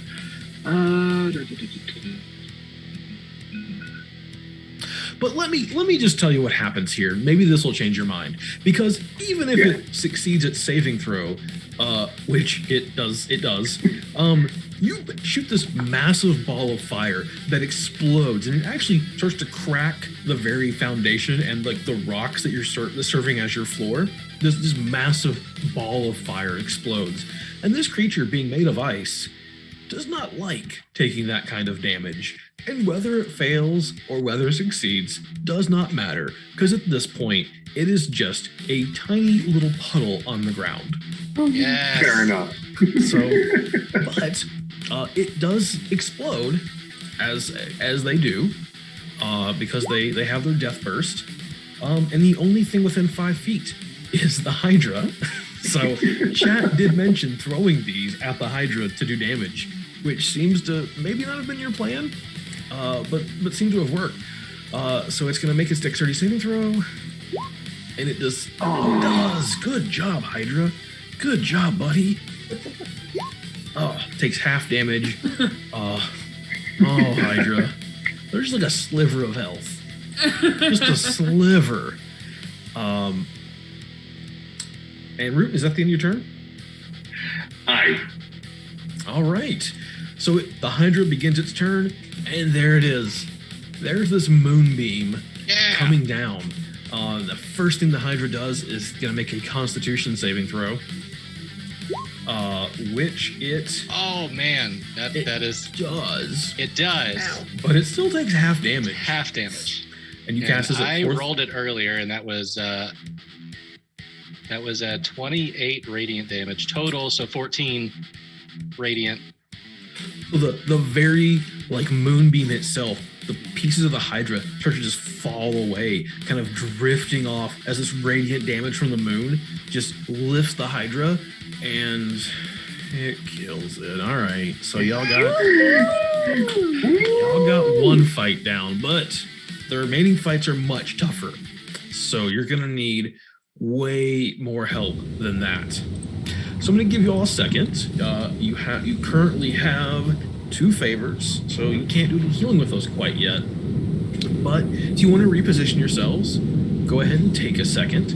You know, it's fine. It's totally fine. Let me know when you are ready, and we will move on to fight number 2. I'm gonna, before we get started, I'm gonna walk up to. I think I'm not gonna be able to say that name correctly. I'm gonna use one of the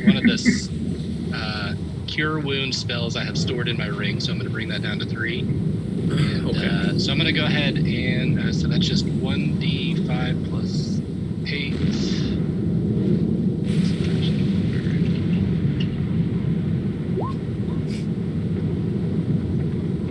So that is 13 hit points that you have recovered, and I will mark that on my sheet. Gracias. De nada. Edwin also knows Spanish. What a talented wizard. And then I'm going to suggest that we don't clump. Yeah. Don't know why you think that. So this isn't going to take up my, like, I can't, it's not going to be, like, only 30 feet, right? If I move. Oh, right now? No, you all can move wherever you want. Free. Because Okay, it's cool. taking, just move wherever. It's going to take me a second to get this part of the fight set up. So that is totally fine. It's totally fine. Just don't If I look could on. not be in the lava, that would be really nice. Oh yeah, you don't want to be in the lava. Though that's going to hurt. We're just going to pretend I'm, like, hiding behind that. That's about as good as I can get it. The last time I tried to guess where things were going to not hurt me, I was wrong. Right. Yeah. Sometimes your DM I'm going right where the damage is. sometimes is a jerk. And that's okay, right? That makes everybody happy. Yeah. Yeah. So good luck, y'all. All right, everybody happy where you're located? Yes. Okay. Yes. So you kind of notice on the outside of this ring of fire, there's these huge statues of like dwarven warriors with armor and axes and shields, and they're just these massive, like 30 feet tall statues, just showing previous champions and those that have survived this arena in its previous incarnations, which this is an event we do every year for Givers and Gamers, and we love to have new players in it, which again, we have new players this year, which is awesome. And out behind these statues, you hear just some bones rattling as they march out. Skeletons, 2 by each statue, so 2 in each corner, stand at the ready, kind of at attention, with quivers full, almost overfilled with arrows. Pull out bows. That's not so bad though, right? Just some skeletons. Suddenly, these portals, circular portals, just purple, appear in the middle of the arena, shift out towards the sides, and outstep some creatures. And at first they kind of look like humans wearing heavy armor, but they're not.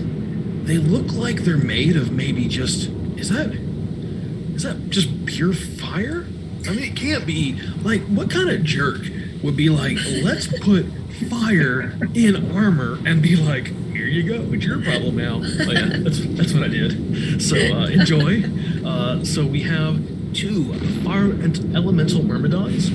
Please refer to them by their colors of red and blue, and we'll talk about those. And then on the outside, you're surrounded by skeletons. Each one has a dot, except for one who does not have a dot, because there's 8 of them and there's only 7 colors of dots. So he's okay. He does not mind like any dot. He's like a very selfless skeleton, and really he's here for the team. And he's like, there's only 7 dots. There's 8 of us. I totally get it. Like, let's do the right thing, and I just won't take one, and it's fine. So he's a pretty cool skeleton. Kill him last. The giant, or not even giant, they're like normal size, but just fire armor. I don't know if to describe this to you all, but it's not good. But y'all will be fine. I promise. You got two Balrogian? Yeah, but like smaller. It's more like human size. Right, but the armor. Yeah, like the thing that killed Gandalf, like it was nothing. Yeah, that thing. Yeah, totally fine. That's what you got. It didn't kill him. Well, Gandalf can't die. He's immortal. Okay, the thing that made Gandalf change his robes. So with that, how about everybody roll initiative again? Yay! Yay! Oh, look at the DM rolling hot tonight. Oh, jeez. Oh, jeez. Oh, jeez. Let's get shifting. Oh, no. I mean, everyone rolled really well. But not well enough. All right. Joy. Everybody seems to be in there. And our fire elemental, Enshu wants the air horn. Look at that. We got some. We lost Ryan just for a second. So Jillian can get our names fixed again. Sorry, y'all. Just more technical issues tonight. But we are going to keep on trucking along. So first up, fire elementals. Yay, fire elementals. Boo. I don't think you all really appreciate these things. I do. That's okay. So first up, the one that appears kind of sneers, looking at Fair, and just like, you know what? Let's do this. All right, Ryan is still here, so we can keep on playing, and we'll just keep on moving. Sorry, Julian, you have more behind-the-scenes stuff to do. And this like armor kind of clinks, and we just lost Ryan again. No problem. Clinks and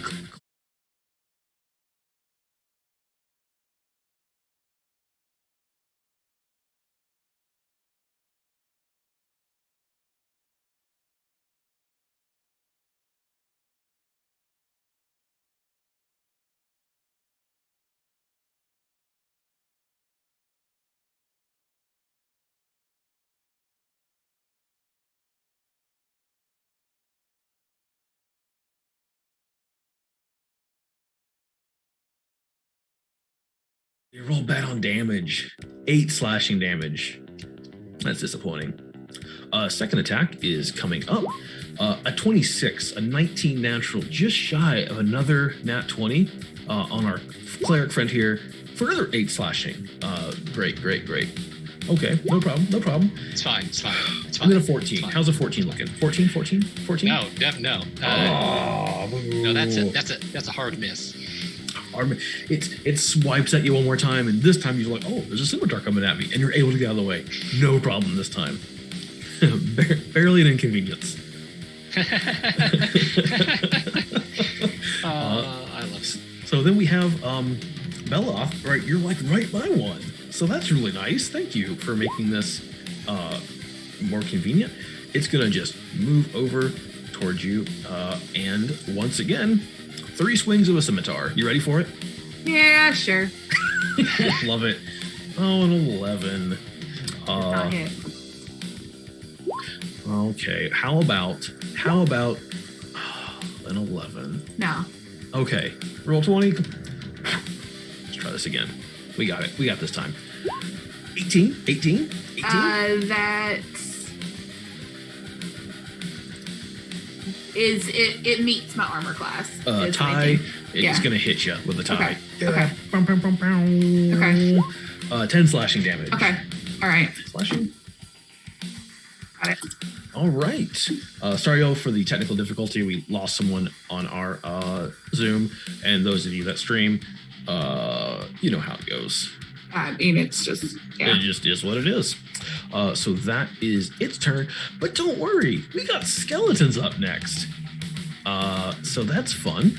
So we're gonna start up in the top corner here, next to Adwin. The yellow skeleton is gonna shoot at you with its short bow, with a 10. That's no good. You okay, skeleton? All right. Okay. The other skeleton is up here with you. It's gonna shoot you at 19. That's gonna hit. Okay. 5 piercing damage. Okay. And then over here, we're gonna go to this next upper corner. So the red skeleton, they're gonna shoot at Fair, because Fair is pretty close. Gonna shoot the short bow at you and get a 6. Roll 20. Come on, y'all. Let's get these attacks again. Not gonna hit me. The blue one is going to attack you. Get a 22. There we go. Roll 20. Air horn. And y'all up to 5 favors. And you are going to take 7 piercing damage. That was me, right? That is on Fair. Yep, that's you. Rutan, who I think is currently not here. Oh, we have surpassed $13,500 raised for Givers and Gamers. Thank you all so much for doing this and supporting our mission along with RMHC of keeping families close. Thank you all so much. Here we have our green skeleton attacking Rootin' Tootin' Mick. What's Mick? Mick what? Mick Smootin'. I like it. Gets a 15. Does not beat Rootin's AC of 16. Next up, another short bow attack, a 16, which does tie and hits Rootin for 4 piercing damage, which he's still in our chat here. See about that. And there we go. And now we go to the southwest corner. Is that right? We have issues. If you have watched our Sea of Thieves streams, especially those with mini handlebars and basic witch, east and west is hard, man. Sometimes we get those mixed up. And we go halfway across the map. And then we're like, oh, I meant to say southeast. Anyway, purple is going to take a shot at you with a short bow with a 6. So we're going to move on. It's not about hitting skeletons. It's about making the effort. Let's go ahead and shoot this other. Oh, there we go. 24. Crit. Is that a double crit? It's a double crit. 4, 5 piercing damage. Sorry, who was that on? That is on Beloth. Oh, okay. All right. So far, okay. You all are kind of like spread out just right for these skeletons. Okay, hold on. Yeah. It's like I planned on this. 55. Okay. You trained us to not clump up. Right. Yeah. And with that is the end of their turn. So it is Rutin's turn. We're going to give him just a second. He can maybe type in chat what he wants to do as we're going back to having tech issues tonight. But it's best to get those out of the way, you know? So, can you tell me what year Ronald McDonald House was founded? Did you play trivia before? No, I'm asking if you can recite it to me without looking at your notes. Oh, it was 1974 was the first Ronald McDonald House. And how many cups of coffee did they serve last year? 8,600. Yes, but what city was the first it founded? Philadelphia. Eagles tight end. The Eagles tight end had a child with leukemia. I was trying to vamp. I was trying to stretch it out, and you're just like, here's the answer. Let's move on. What's your next question? Oh, we do have. We got Rutin back. Thanks, Rutin. Sorry. Can you hear me? We can hear you. Yeah. Okay, sorry, my camera is not wanting to work with me today now. I'm so sorry. It's okay. It happens. If you want to be a little more like not have your last name on the internet, you might change your Zoom name if you don't care. It's fine with me. I mean, my last name is pretty cool and all, but it's pretty sweet. It is in fact pretty cool. But anyway, I'm fine with it for right now. I'll fix it here in a second. But anyway, so first off, what the heck hit me with an arrow? Just a skeleton. So out of these, like, behind the statues, these skeletons just kind of appeared and walked up and like in formation and just waited patiently to pluck you all with arrows, which was very considerate of them. That is very considerate, but I view it as rude. Well, they are on the other side of the lava from you currently. They are, but they are within 20 feet of each other. The two of them, they are within 20 feet. Yes. Why? Do you have a plan? Yeah. What are you gonna do? It's a little thing called a fireball. All right. Yeah. No issue there. I'm not gonna measure that out. Go ahead and roll your fireball. It is level 3. I'm not going to do another level 4. Gotcha.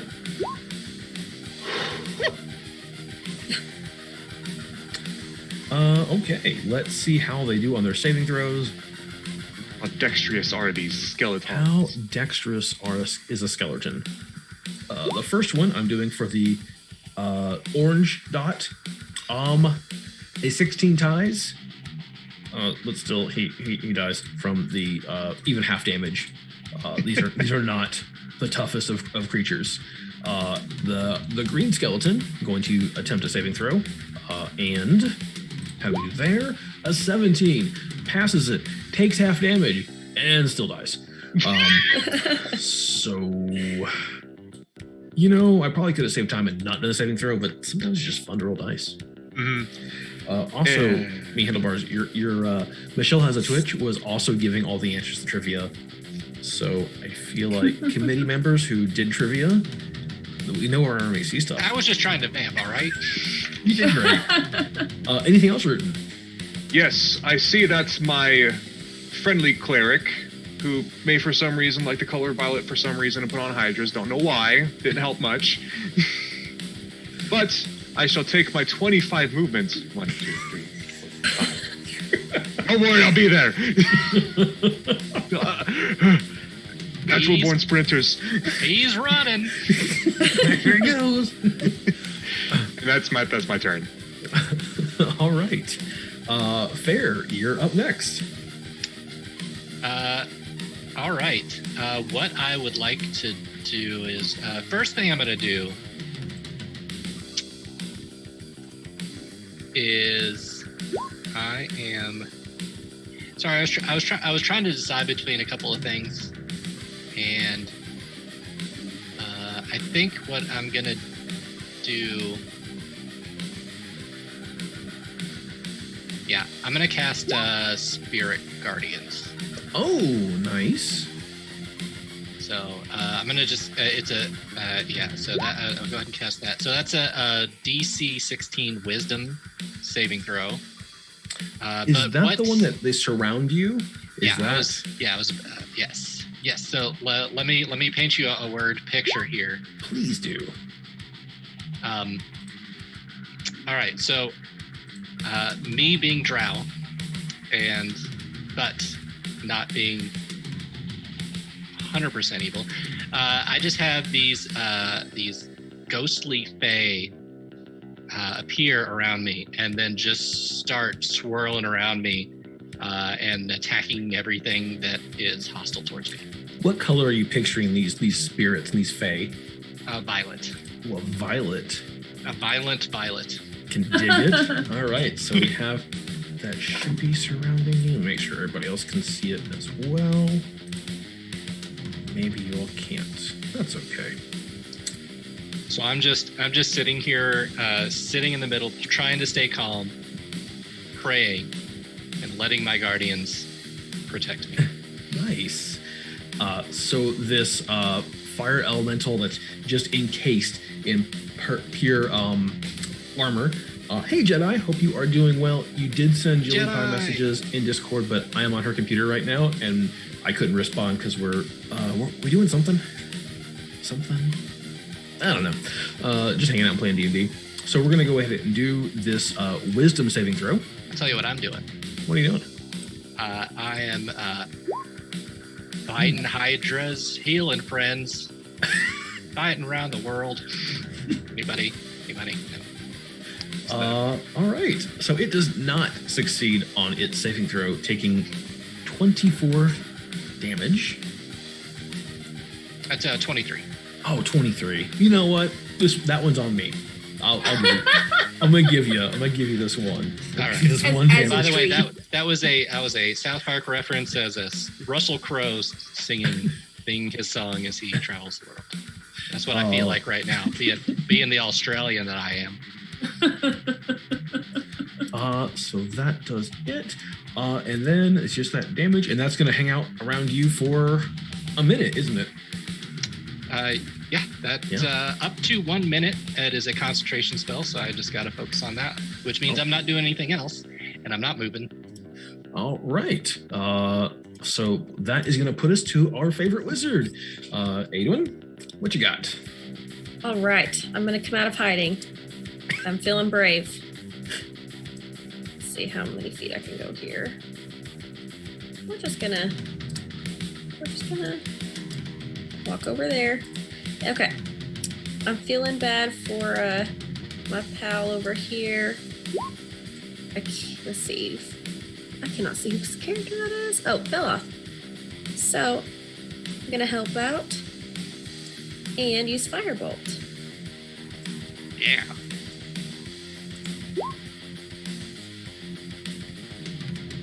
All right. A 27 does, in fact, hit. Nice. Ooh. How's your damage? 10. So about that. Wow. This pure fire energy shoots at it. Crap.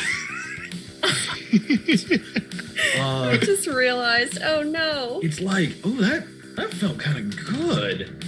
Oh no. Thank you for that. And just does this thing. Oh, hey, thanks, Anne, for the follow. We appreciate that. Welcome on in. Hope you're having a wonderful evening. So, yeah, the fire elemental and the firebolt, it like tickles a little bit. It's a little hee hee, but otherwise seems to be unaffected. Okay, I'm just standing there like, oh my gosh, my face is bright red. It's so embarrassed. So embarrassing. Like, nobody look at me. I think my hands moved the wrong way. A different spell came out. Oh no. And shoots that as the bravery go? monster heals to full health. That's rude. It's already at full health. Anything else? Nope, I'm just gonna stand in shame. All right, Bella, you're up now. All right, so let's see. Well, it's right up on me, so I'm going to do my ice knife. Ooh, smart. That's very smart. Yeah. So will a 26 hit? A 26 hits. Okay. 8 piercing, 6 cold. Ooh, nice. So basically, you see her create like this long like blade of ice and just fling it at the Myrmidon. Oh, does not like that. And you get that bonus attack from your longsword if you so choose. Oh, okay. Don't forget. Thank you.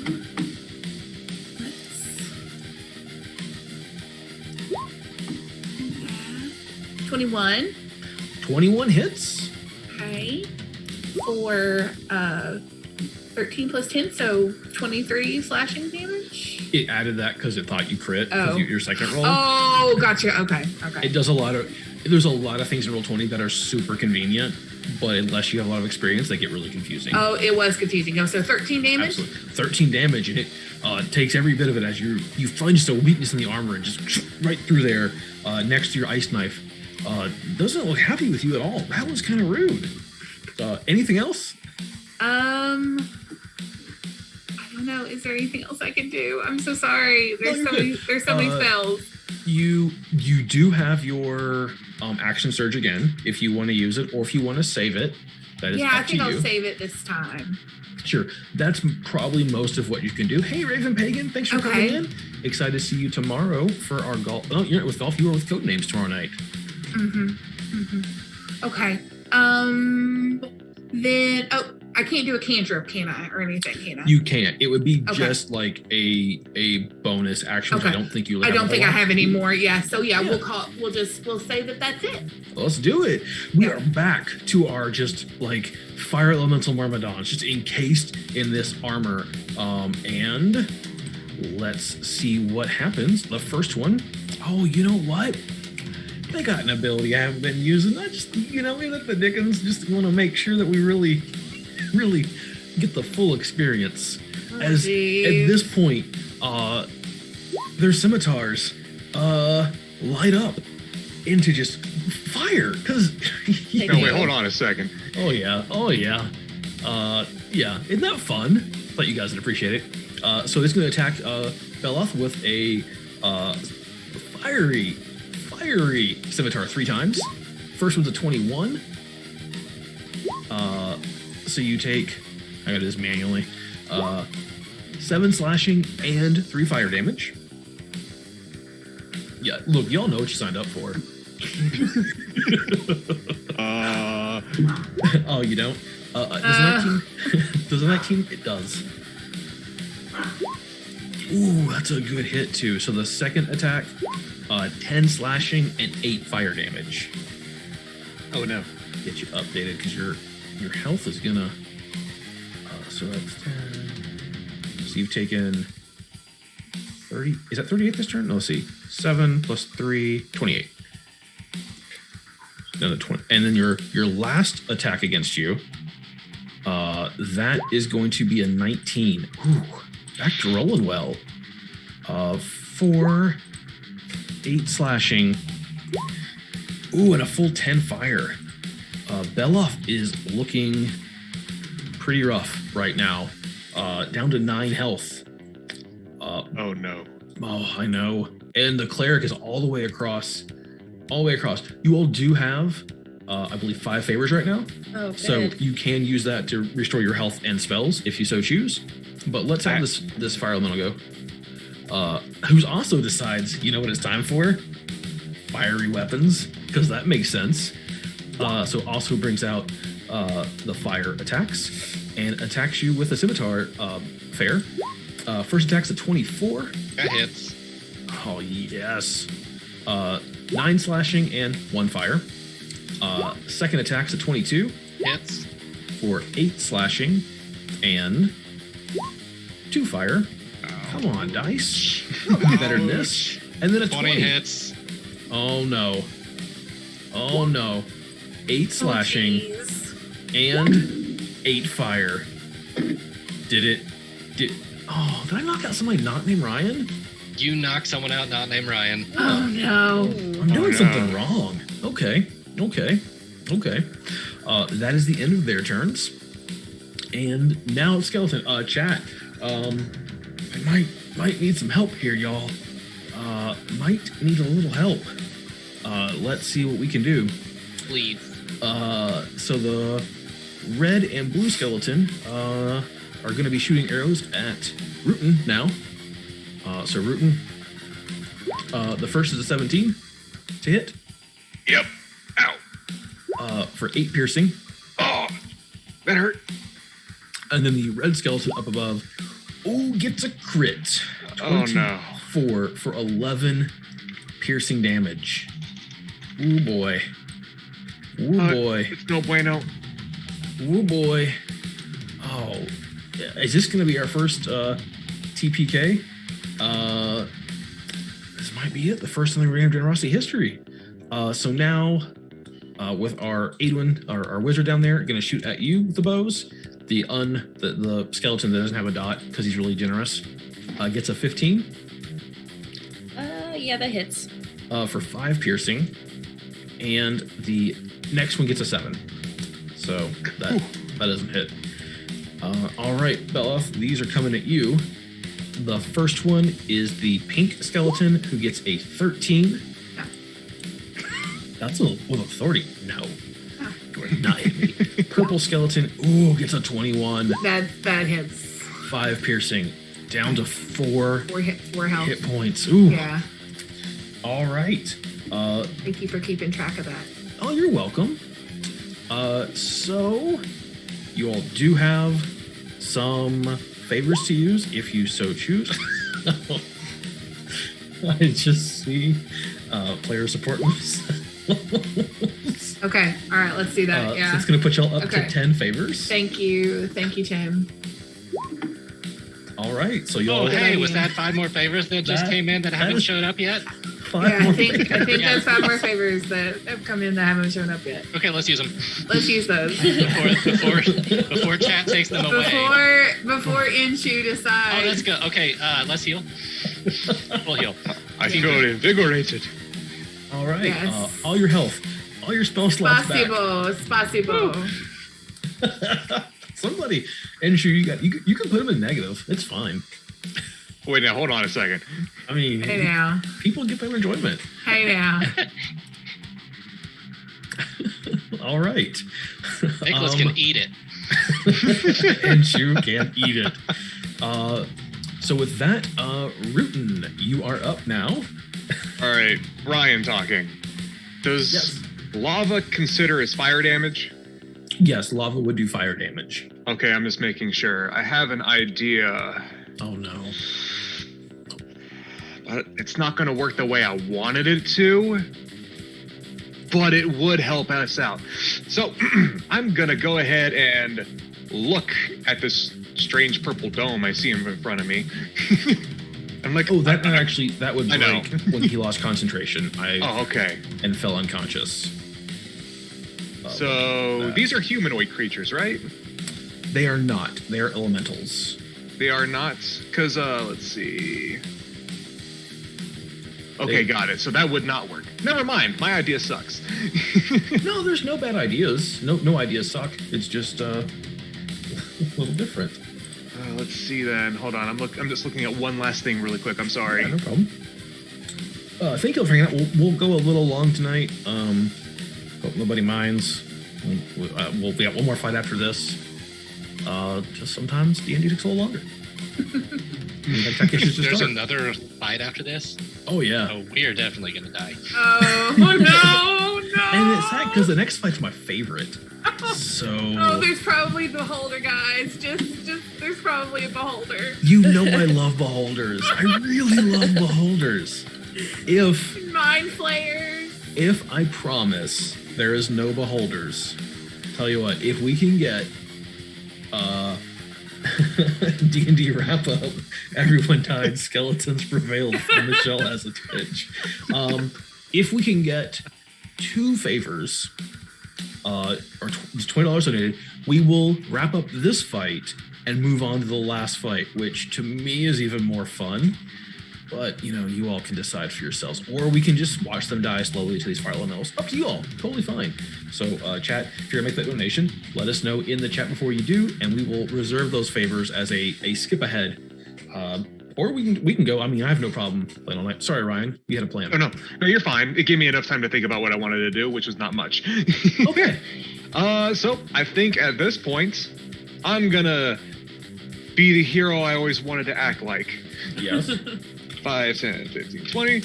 And let's go with, actually, no, that wouldn't be. If I move right here, would that be considered on the other side or no? You need to be there technically. Got it. Like Okay. one more square. Yeah, that's fine. I'll just stay where I was then. My mistake. Okay. And I'll hit one with a sickle. Okay. So let's go ahead and sick him. 22. Oh, Jilly Pie says she got $20 to see that last fight. All right, so go ahead and we'll finish out this round. So everybody gets one more turn. And then, because, it's fun. And then we're going to go ahead and skip to our final fight of the evening. So go ahead and have some fun. Do whatever you think you might want to do. But your sickle attack does hit. With 4 slashing. 4 slashing. All right. So this one actually seems resistant to your non-magical sickle as it hits it. And it does damage, just not as much as you would have expected. Oh, jeez.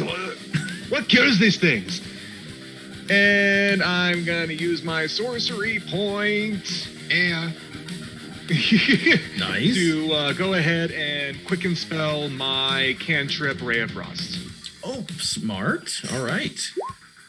That is a big old 13. Oh, a 13 does not hit. The sickle got you off balance. You extend your hand to shoot this ray of frost at it, and it just barely misses it. Anything else? That is sadly it. Oh, that's not sad. That was fun. All right, fair. You can kind of see that these myrmidons seem to be like fading from existence. They're still kind of here and kind of corporeal, but they're like seemingly being pulled away, maybe back to the elemental plane of fire. Maybe. Not sure. I'm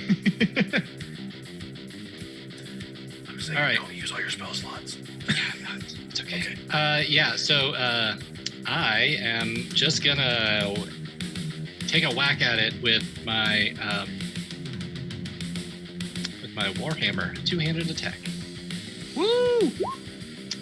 How does a critical success do? It's why. So that's and it is a magic weapon. So that's 11 bludgeoning damage plus something I've been forgetting about every time, even though I highlighted it. Once per turn, if I make a hit, I can deal an extra 1d8 radiant damage. Oh, nice. Nice. Ooh, do that damage. 1. Yeah. 1 radiant damage. Yeah. 1 whole radiant damage. That was awesome. All right. Anything else? Nope. All right. Adwin, you are All up. right. So this whole time, I've just been looking at my hands saying, okay, you know what to do. So I'm going to cast Ray of Frost. Wow. Wow. At this little guy over here with Bella. Okay. So. Sorry, I'm so slow with this. Ray of Frost. Matthew, thank you so much for the sub. 13 months. That is crazy, but thank you so much. Ooh, Matthew! Ooh. Matthew! Yeah, a 28 hits. Yeah. Hell yeah. 13. Ooh, it does not like that at all. All right. Like, anything else? we're good. All right. Beloff, you're up. You're All healed. All right. Seeing that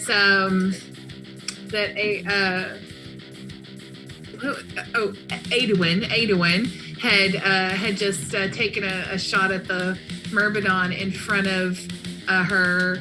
She's kind of and feels rejuvenated, so we're going to swing at it with that long sword again with a 17. 17 does not hit. It just clanks against the armor, just barely missing it. Dang. Okay, then what we're gonna do is, I don't know. Let's try that frosty business. All right. Hey, Frosty. We'll do that Ray of Frost there. Oh wait, did I click that twice? I'm sorry. Oh, you're all good. The first one was an 8, so that's not going to hit, right? Because that was, I rolled a 1. Oh So dear. you reach out to like get your innate arcane ability to cast a spell on it, and Oh, like dear. you just get a hand motion just wrong, and as it like the frost comes out of your hand, it just fizzles and becomes like some pigeons, and you just somehow summon pigeons, and they just fly away. Oh dear. I yell, Away. I feel your pain. Oh dear. She curses in Yeah, she curses pigeons. in Infernal. Just a bunch of Russian words. Oh, hey, Nautical. Thanks for hopping in tonight. Hope you were having a good evening. All right, so so much pigeon poop. Yes. Oh dear. So Jilly Pie went ahead and bought some skip ahead favors. So once again, so these Myrmidons are just called back to the plane of fire, and they are gone, just disappearing as fast as they arrived. So you'll have a little breather, take a deep breath. Everything is fine. Go ahead and position yourselves wherever you want to be. Let's see. I'm going to walk up to Adwin, and I'm going to place a hand on her shoulder and say, sorry. I lost it. I'm gonna bless her as a vigilant, which means you have advantage on your next initiative roll. Oh, thank you. And I'm Put a gonna little timer on there. take up next to this little mound. Oh yeah. So you're gonna be next to a stalagmite. So That's a I'm good gonna.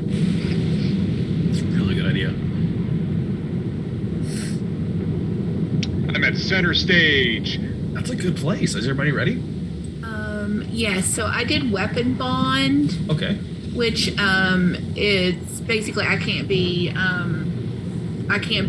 disarmed of that weapon unless I'm incapacitated. So Or unless we cut an arm off. yeah. Okay. Got it. Sure. Got a plan this time. Sure. Old. Hey, do you remember those stalagmites I mentioned? Oh God. Well, as you're kind of getting in position and kind of getting ready, you realize 2 of those, they're not stalagmites. It seems like all of a sudden they're odd. Yes. Are the skeletons still here? Oh yeah, they're still here. Okay. But they've like when the Myrmidons kind of got summoned back to the plane of fire, they just stood back at attention. Like they have one job, and it's only to harass you all during other fights, including this one, which is really fun. So those stalagmites, one of them opens her eyes. Oh no. And these long tentacles kind of shoot out of nowhere, as well as this huge gaping mouth that just seems to form out of the rock itself with large, jagged teeth. Oh, but one of those, that's not enough. You know what you need? Oh. You need two of them, because one of them isn't quite enough fun. Oh jeez. Oh yeah, and those skeletons you killed earlier, they're back. They're just, you did a really good job. Yeah, now they're just singed. They are like blackened and charred skeletons that are back for some more fun. Because what's better than fighting two ropers? Fighting two ropers with a ton of skeletons. That's what's more fun. So I think, how do we start fights again? Does anybody remember? Not my initiative. Rolling that beautiful beam vintage. Yes. Let us roll initiative. That's no. Oh no. Oh no. Oh no. Yes. Hey, Dwayne, you get to roll again. Oh yeah. Okay. I'm going to take the higher of the two. Okay. I will take it. Thank you again for that. No problem. So we are going to refer to our roper, aka stalagmite guys, as purple and red. Just if you need to describe which one you're targeting, that makes it easier on me and you. And we'll get rid of that little clock on anyone. So let me reorganize this. You roll pretty well. Anyone, your highest is was your height? You're 12? Yep. 12, yep. All set there. All right. Looks like nobody really wants to go first except for Rootin. Rootin, my friend, you are a Rootin Tootin up first. Hey. Oh, and apparently you all at 0 favors right now, and you're probably gonna need some. So chat, help them out. Oh dear. Rootin, what you got, buddy? Well, I've been waiting to use this spell ever since I saw it. So I'm gonna take my hands and rub them together and go and cast Vitrolic Sphere and shoot it out my nose at purple roper. Oh, that sounds awful, but yeah, let's do it. All right, they do need to make a dexterity saving throw. Well, if stalagmites are known for anything, it's for being dexterous. Yeah, got a 9. Did not do it. Oh, that's a big old 25 acid damage. Oh dear. Nice shot. And all right. At the end of its next turn, it takes 5d4 acid damage. Oh, nice. Let me go and put a little marker on this to remind myself. We're going to have this little haze, so we'll take that extra damage end of its turn. You going to move or anything else? I'm going to stick right here. Just love it. All right. You know who's up next? Skelly Bros. All right. We're going to start in the northeast corner with Red Skeleton, who is going to shoot. Oh, Red Skeleton. I'll remember. Never mind. That's probably red. Yeah. probably before most people's time here. All right, going to shoot a short bow at fair. A 12. Okay, we'll try again. A 15. Is it 15? No. Okay. Let's see. So Rootin, green and orange, you're within their still range, and they remember what you did to them before, and they do not like it. Oh no. They're gonna shoot short bows at you. A 12. Skeletons, come on, Skelly Bros. And a 9. I dance whimsically, dodging arrows. that you do. Purple and pink are going to shoot at Beloff because that is what they like to do. First, a 6. Skelly Bros. Come on, y'all. All right, a 14. 14 doesn't hit. Oh, look, more favors come in. Y'all got another 2 favors to use. Thank you all so much for the donations. Thank you. All this money goes to Ronald McDonald House Charities and keeping families close. Okay. Yellow skeleton is gonna shoot this wizard. That is gonna happen, right? Oh no! Out of an 8. Okay. We cannot go over 8, can we? Yeah. Nope. Yeah, we got a 7. Thank you so much, Jam Cow. You are amazing. And looking forward to playing golf with your friends with you tomorrow. Yay. Okay, skeletons. Well, they did nothing. So 81, it's your turn. What you got? Okay, well, again, I am heading out of there. Goodbye. And we are going to... Oh, we're just feeling kind of crazy. So we're just going to do Scorching Ray again. Why not? That just sounds like the best option here. I like it. Who is your first target? You got those 3 rays. Oh, sorry. No problem. I'm gonna shoot at the red big monster Okay. first. 25 hits. Okay. 7 fire. Pew pew. Pew, pew, pew. And then, if I could shrink this down, so I can see what I'm doing. You know what? Why don't we just go crazy and do all 3 on this same guy? Oh, let's do it. Yeah, let's go crazy. Go stupid. Go crazy. All right. 15. Oh, come on. Don't tell me. Oh, no. A 15 hits it, but it just doesn't penetrate because it's basically a stalagmite. It's just like solid rock. Doesn't quite make it through. Right. Okay. Well, let's try it one last time. Let's do it.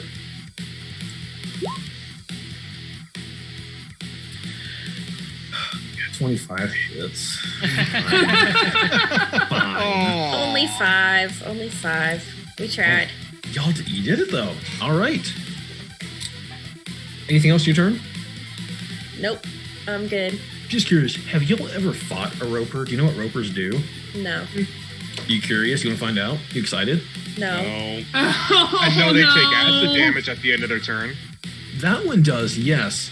So the red one, as I mentioned, has these super long tentacles. Oh dear. One of them shoots out right at 81. And you are going to make a... Oh, sorry, it's just an attack? A 12. Does that hit? Nope. Oh. Well, there's a lot of tentacles. It's going to get 4 tentacle attacks on its turn. Wait, what? It has a lot of tentacles. Tentacles. Tentacles. A second attack, a 23. Does that hit? Absolutely. So this tentacle wraps itself around you, and you're just kind of bound by it. And at this point, you are just grappled by it. So your movement drops to 0. You can still cast spells. You can still attack, but you can't move away from. Right. But you just can't move. We're gonna put a spider web on you to represent that. And that was its second tentacle attack. And the purple one is also going to shoot a tentacle at Rootin. A 16, does that hit? That is exactly my IC, so I believe so. All right, so you are also bound by that one.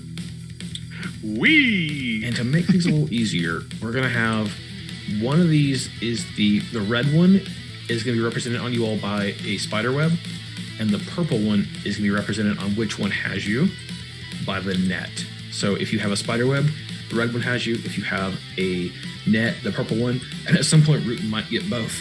Now the red one. No, wait a minute, hold on. Still his turn. Anyone, you feel you're being pulled towards it because, well, you are. And it pulls you 25 feet. Oh dear. Right next to it. Oh no. And then you see this huge mouth. And that mouth, it bites. And it chomps down on you. With a 16. Oh, okay, To yeah. hit. Yeah. For 21 piercing damage. Oh yeah. Oh yeah. Hey, all right. Now we're gonna go to the purple roper. Yay! And this purple roper will take damage at the end of its turn. Ryan, do you mind just go and roll that for me? Yeah, 1 second. Sorry. No problem. So while it does that, Fair, guess what? Yeah. Tentacle coming at you. A 10 does not hit though. A second tentacle, a 22. Yeah, it hits. Oh, yay! I love ropers. Is that 7 damage? Yeah, it was 7 acid damage at the end of its turn. I rolled a lot of 1s on those 4s. Oh, dear. I'm gonna go and put that damage on it now so I don't forget. And then, there's Rootin' just hanging out in the middle. It's gonna shoot a tendril at you as well. Yeah, I think that just hits. Just barely. Oh, jeez. So you now have a tendril and tentacles like pulling on you both directions, which is nice to be wanted, Not this way. But Fair is going to use its real action to pull you in closer towards it. So congratulations, as you are just right next to it, and you probably know what's about to happen. Yeah. It's going to bite you. Just a big yump. Try to bite me. Gets a 10. Does not hit.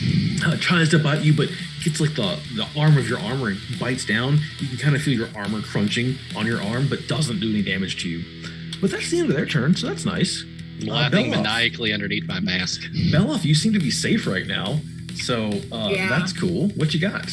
All right, so can you describe what they look like again? So are they made out of rock, or were they just camouflage? They really appear, like, for all intents and purposes, they are very likely, at least the outer shell is rock. At least a rock-like material.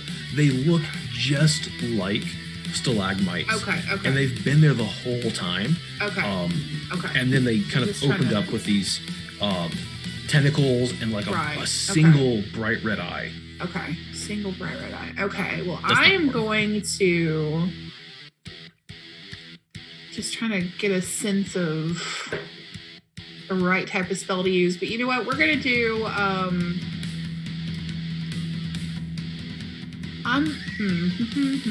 because if I move, I won't be able to really do anything. So we'll just do you can move and cast a spell if you want to. Okay. All right. No problem. Okay. We'll go to the one that has oh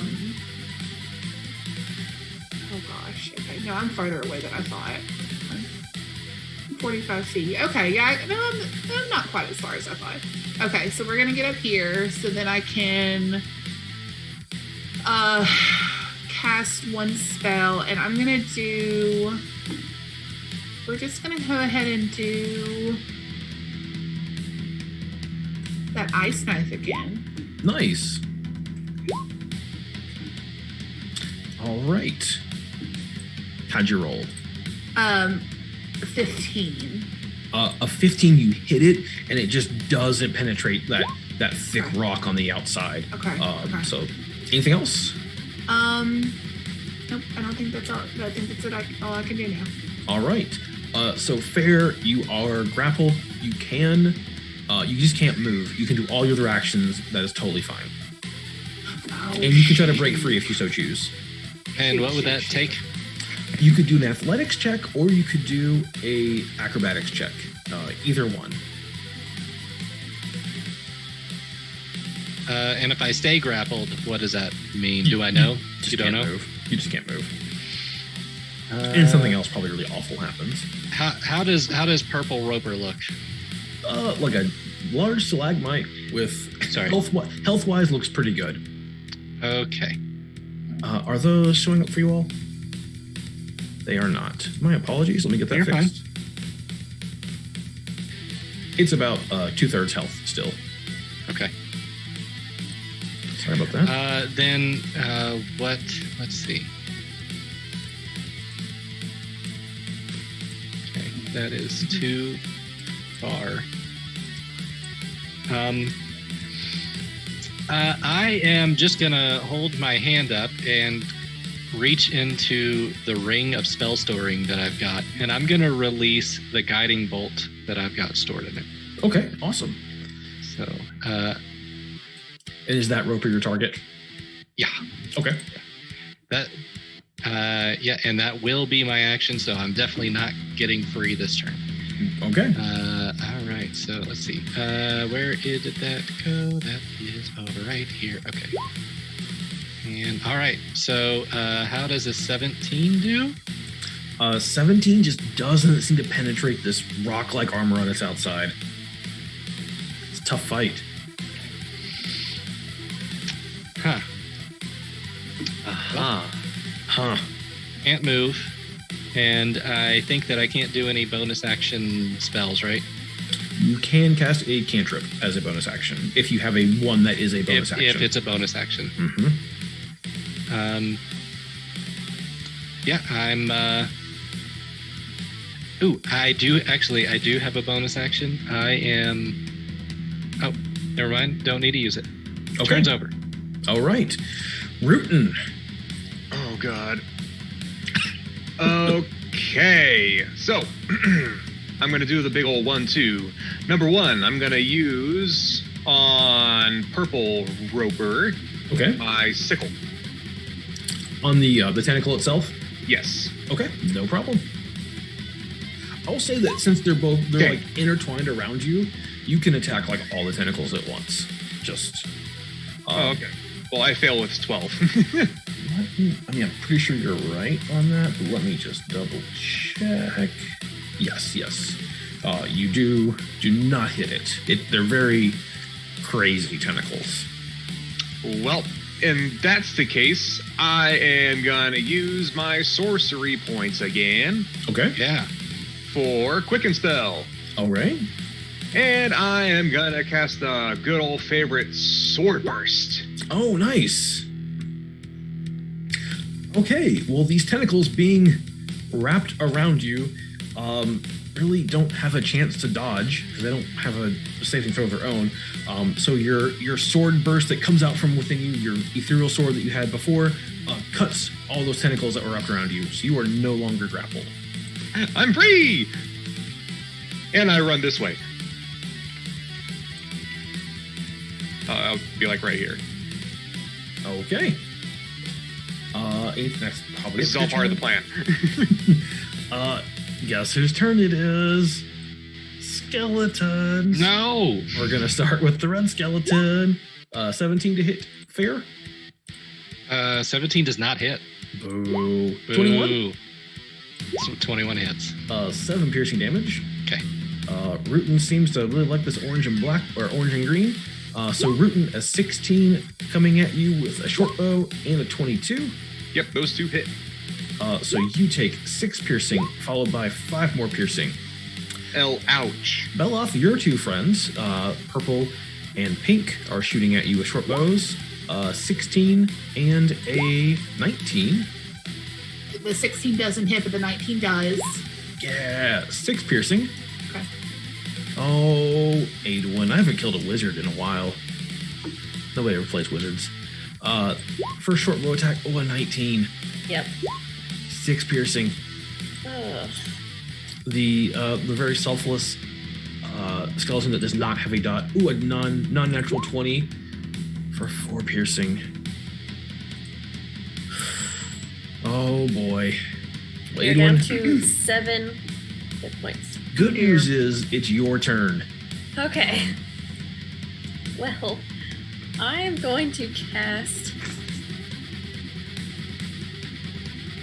Where did it go? See, Andrew knows where it's at. Fire Shield. Okay. This is a level 4. Gotta get the book out. The full-on book.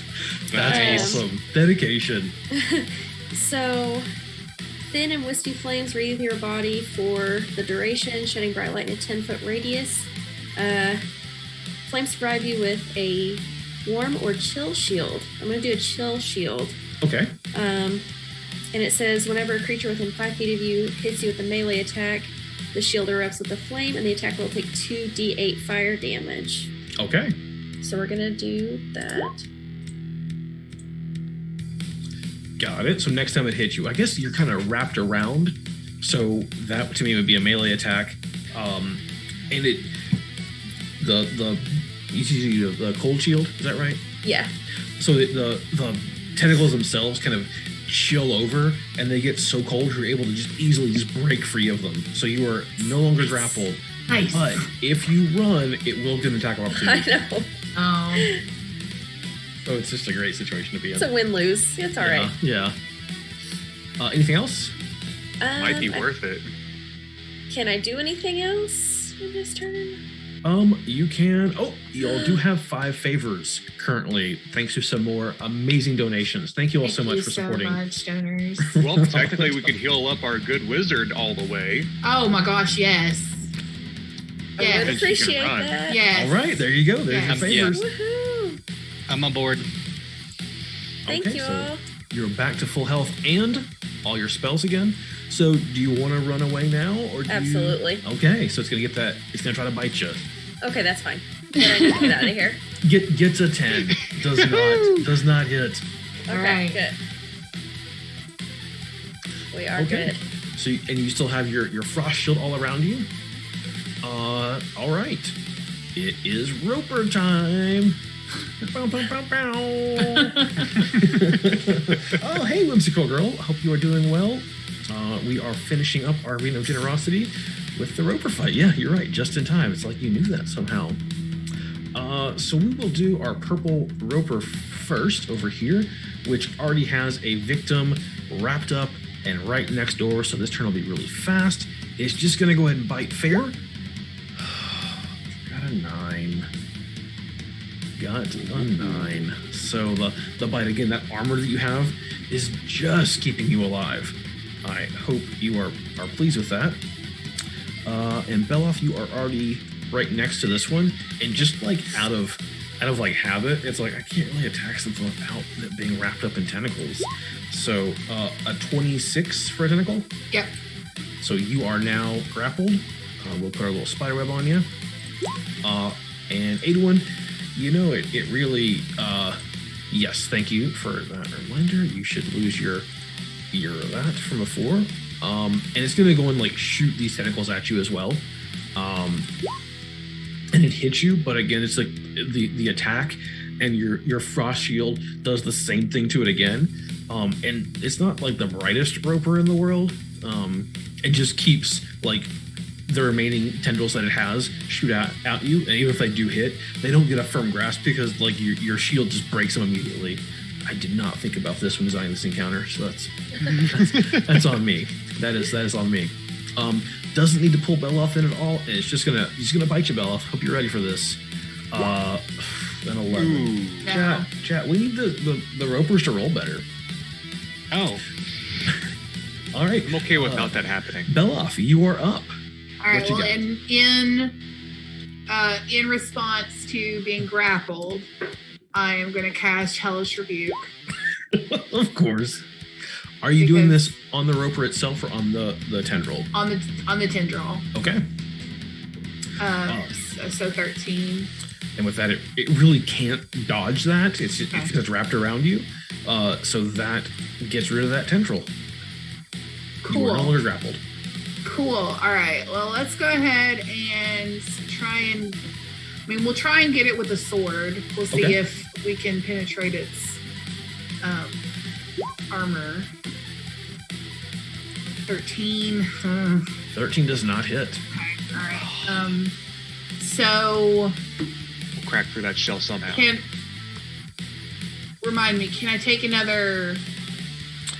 You can use another sword attack, Okay. or we can kind of we can fudge it and say you did your spell attack first if you want, and then your sword attack was your second. Like, I'm kind of duh.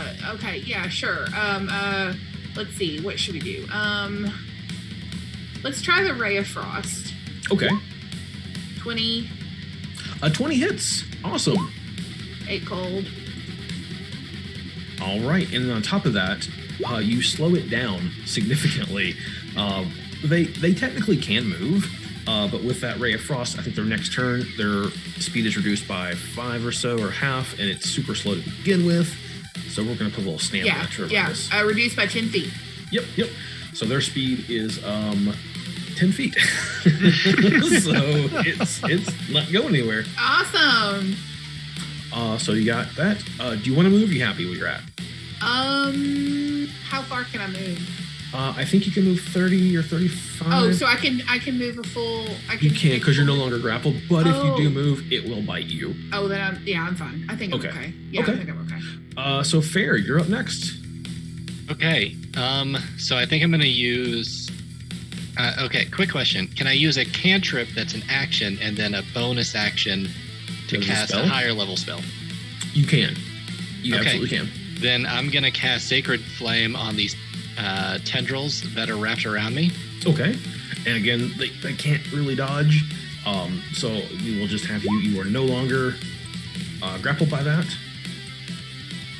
And that is a cantrip. So now I am going, as a bonus action, I'm going to cast Healing Word on myself. Okay. Smart. And I'm just gonna keep. Actually, I'm gonna do level 2 for now.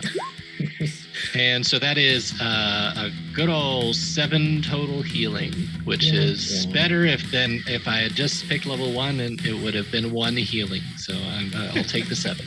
There you go. You want to move? Yes. Michelle as a Twitch says they're just giving hugs, so it does get to bite you as you try to run away. Yep. Oh, a 26 hits for 25 piercing damage. Oh my god! Hold on. That cleric had a family. That was a good roll. That was a good time. Yeah, that was a good roll. And by good roll, I mean terrible for me, but good for you. Do that again. Anything else your turn? That's it. All right. Rootin', tootin', McScootin', you're up. All right. Thank you, Fair, for moving out of the way. Because now I wiggle my fingers, and with one finger, I cast Fireball. Oh, no. 4th level spell. Oh, nice. Well, go ahead and get that out there. And this is on purple, by the way. Oh, awesome. That's good to know. Because otherwise you'd hurt poor Beloff. And she's done nothing wrong. You just scream at you in Russian. All right. Dexterity saving throw. Oh, gets a 16. Highs it. But so it's going to take half damage. But so still, that would be 21 damage. That's a good hit. I mean, if that would have saved it, that'd be down. So it's down to less than half right now. You all are whittling this thing down. Oh yeah, Enshu has fire in chat. Anything else in your turn? Yes, Quicken spell. Okay. And I'll go like Speak and Spell? Yes. Quicken spell my good old Firebolt. Okay.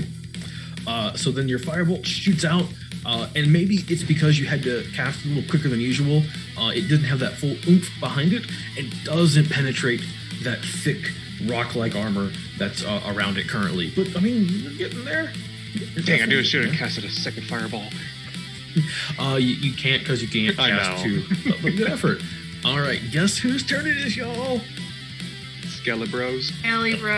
Skelebros! All right, we're going to go back to the northeast corner where we usually start with red, shooting a short bow at Fair, a 16. Nope. Oh, miss. Come on. That's a miss. Okay. Blue, though, Blue gets a 9. Blue is really friendly and just wants to be your friend. You're a boy, Blue. Exactly. Blue thinks he's Cupid. Oh, he does. He wants to be your friend.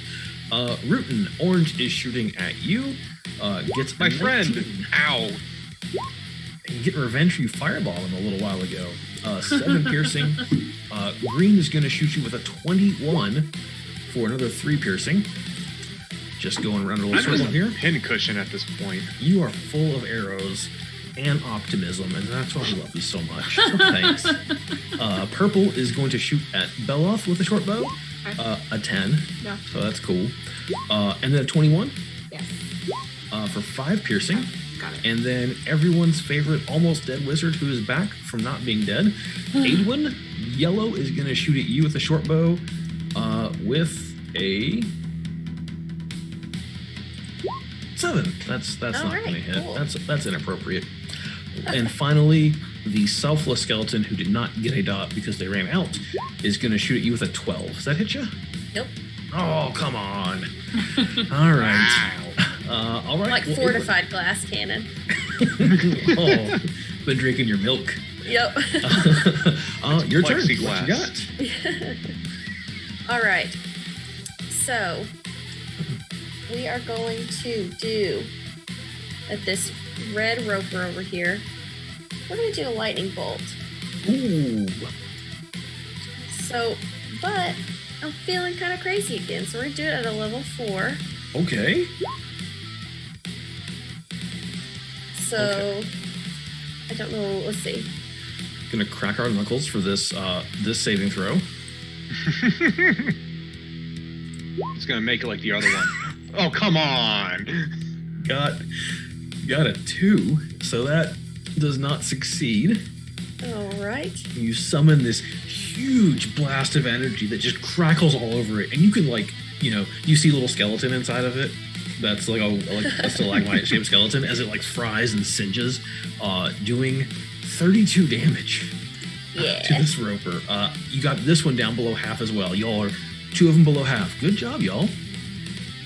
Anything else? Nope. I'm good. It's our favorite time of day. Roper turn. Roper time. We will go with. Can we name one Al? Absolutely, Al Roper. Which one would it be, Al? Red or purple? Purple, because that's the one that bit me. Okay. Let me adjust that real quick. We now have Al Roper. There we go. So It looks like AI Roper. well, I can't control fonts. I know. It's just funnier that way. So we're gonna go with red first, and Beloth, the Roper finally figured out it's not gonna get those tentacles around that daggone wizard. So 4 tentacles coming at you. The last one. The last one is one that hits. Yeah. Finally gets you. And doesn't need to pull you in because you're already here, but it's just something comforting that it likes to give out hugs. And now is going in for a bite with these massive teeth and gets a 17. Yeah. Oh, that hits? It doesn't. No, that doesn't hit. That doesn't hit. Oh, so you're feeling these powerful teeth. And you can feel them scratching your arm, but not doing damage as it's starting to crunch through your armor, and you're not sure much longer it's going to hold out. Right. It's going to try to disarm you. All right. Well, fair. You know what's happening, right? You're the only one within its range. It's going to shoot 4 tentacles at you as well. A 26 hits, so I'm not going to bother with all the extra tentacles. But you are definitely wrapped up. Ouch. And it's going to pull you closer, 25 feet closer, which is just... Wait. It has you right in that corner, right within range. Did you not move far enough in your turn? No, I moved 30 feet. Oh, I think you were here though before. I was. Mm-hmm. So it just does a little. It still got you close enough. Oh, is this bite? Are we gonna take out a player? You're gonna that's a hit. Oh, with a bite. Oh, a 26. Let's see. Oh, I don't see any favors right hits. now. So no. 26 hits. And 22 piercing damage. I am unconscious. Oh no. Oh no. Oh yeah. All right. Somebody had to say it. Somebody had to. Well, that Roper has nothing to do now. Al Roper's bored. Beloth, you are up next. All right. All right. I am grappled. You are. So, in response to that, this would have been on the Roper's turn. But in the response to that, I'm gonna do Hellish Rebuke again. On the tentacle again? Yeah. Got it. And so let me click it. And it's at level 1. So 14. Dex 15 to 14. It can't. The tentacles wrapped around you. You can't really dodge out of the way. So again, your anger and hatred and fieriness like just burns the tentacle away. So you are good to go there. You are no longer grappled. Okay. So, all right. So I have action surge, which I'm going to use again. I will use it this turn. Nice. But so, and then I have the extra attack, so I can attack twice instead of once whenever I take the attack action on my turn. And then I have War Magic. Whenever I use my action to cast a cantrip, I can make one weapon attack as a bonus action. So does that mean that I have like 3 actions? I can take like three actions? So you can do kind of, you can cast like one spell and then essentially attack with your sword 3 times, or you can cast 2 cantrips and attack yourself with your sword twice, or you can attack with your sword 4 times. Okay. You know what? She is just going to go into it. I mean, she's a knight, but it's almost like this barbaric fury, and I'm going to attack 4 times. Let's do it. All right, let's do this. 24.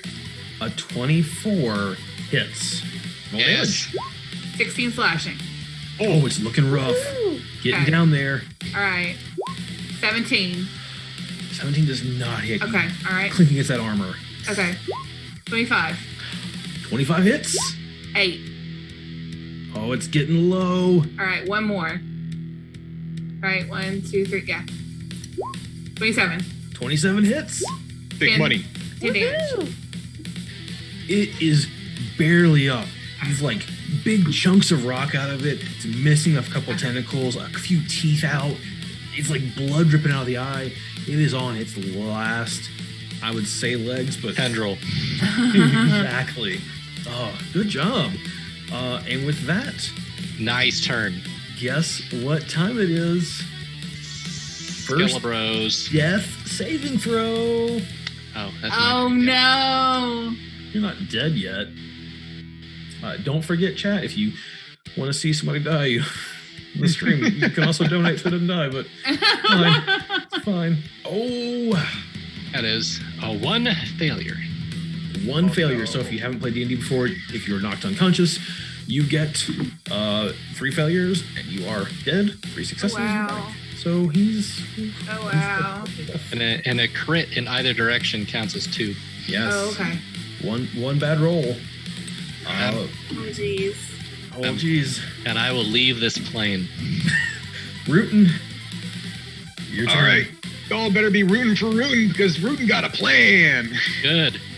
All right. So what I'm going to use is my action for dash.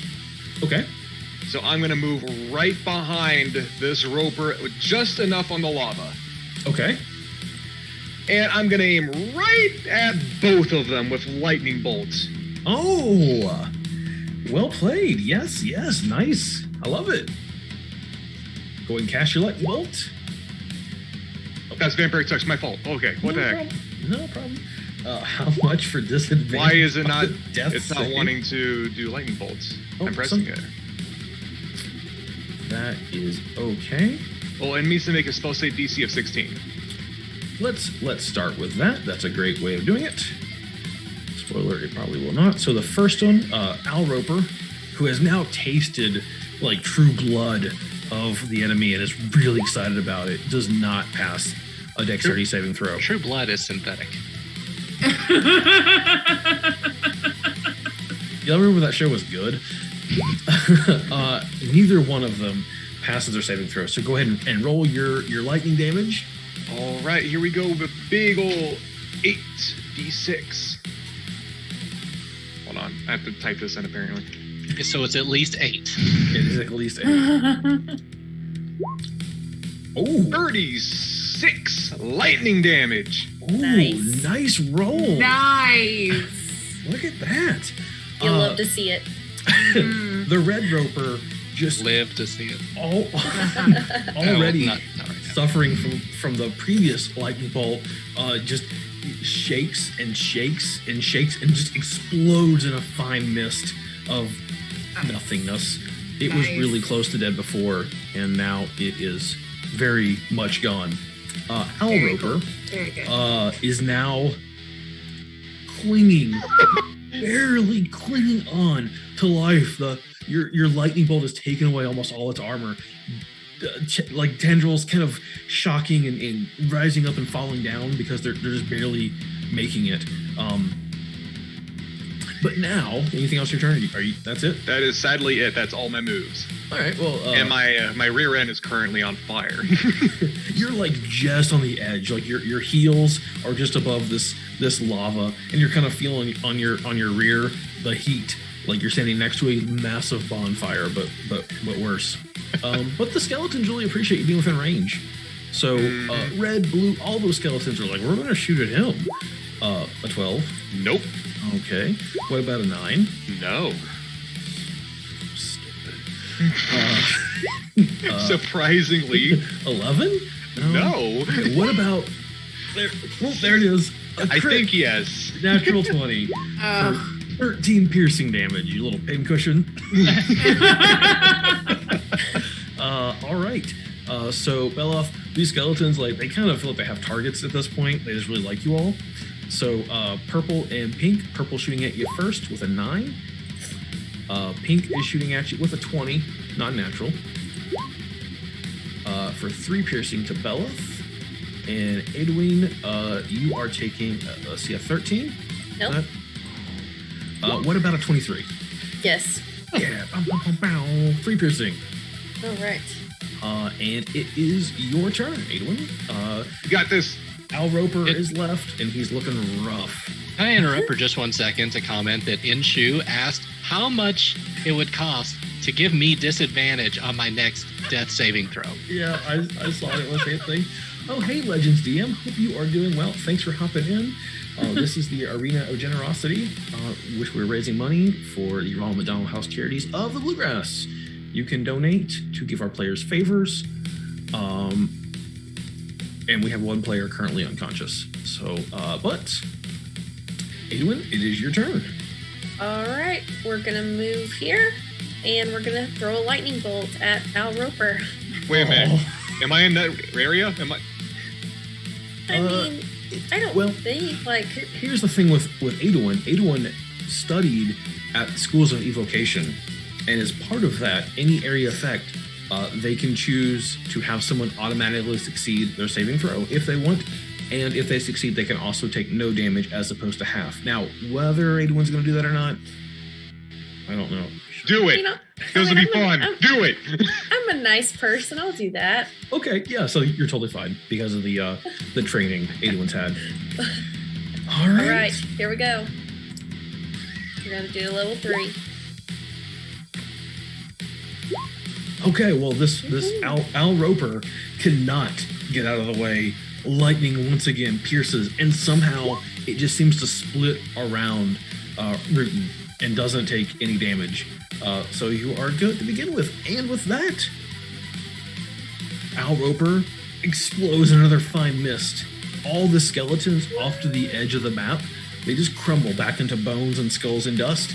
The arena seemingly kind of fades away from this harsh inside of a volcano, and you find yourself surrounded by adoring fans, just cheering and loving at you. What you just did, throwing gold coins out into the arena, supporting a local charity, much like Ronald McDonald House. So with that, congratulations, you all. You'll have defeated the Arena of Generosity, and by far the toughest one we have done. Can I get some CPR first? Yeah, that's what I was going to say. Hold on. No. I can't make a medicine check? No. If you would like to, absolutely. I have a -1. This would be funny. Oh, that's going to be great. Yeah, let's see what happens. 14. All right, so you'll have advantage on your next saving throw. And you're still good. Thank you all so much for joining us tonight. I hope our players enjoyed it. I hope you all do. That was amazing.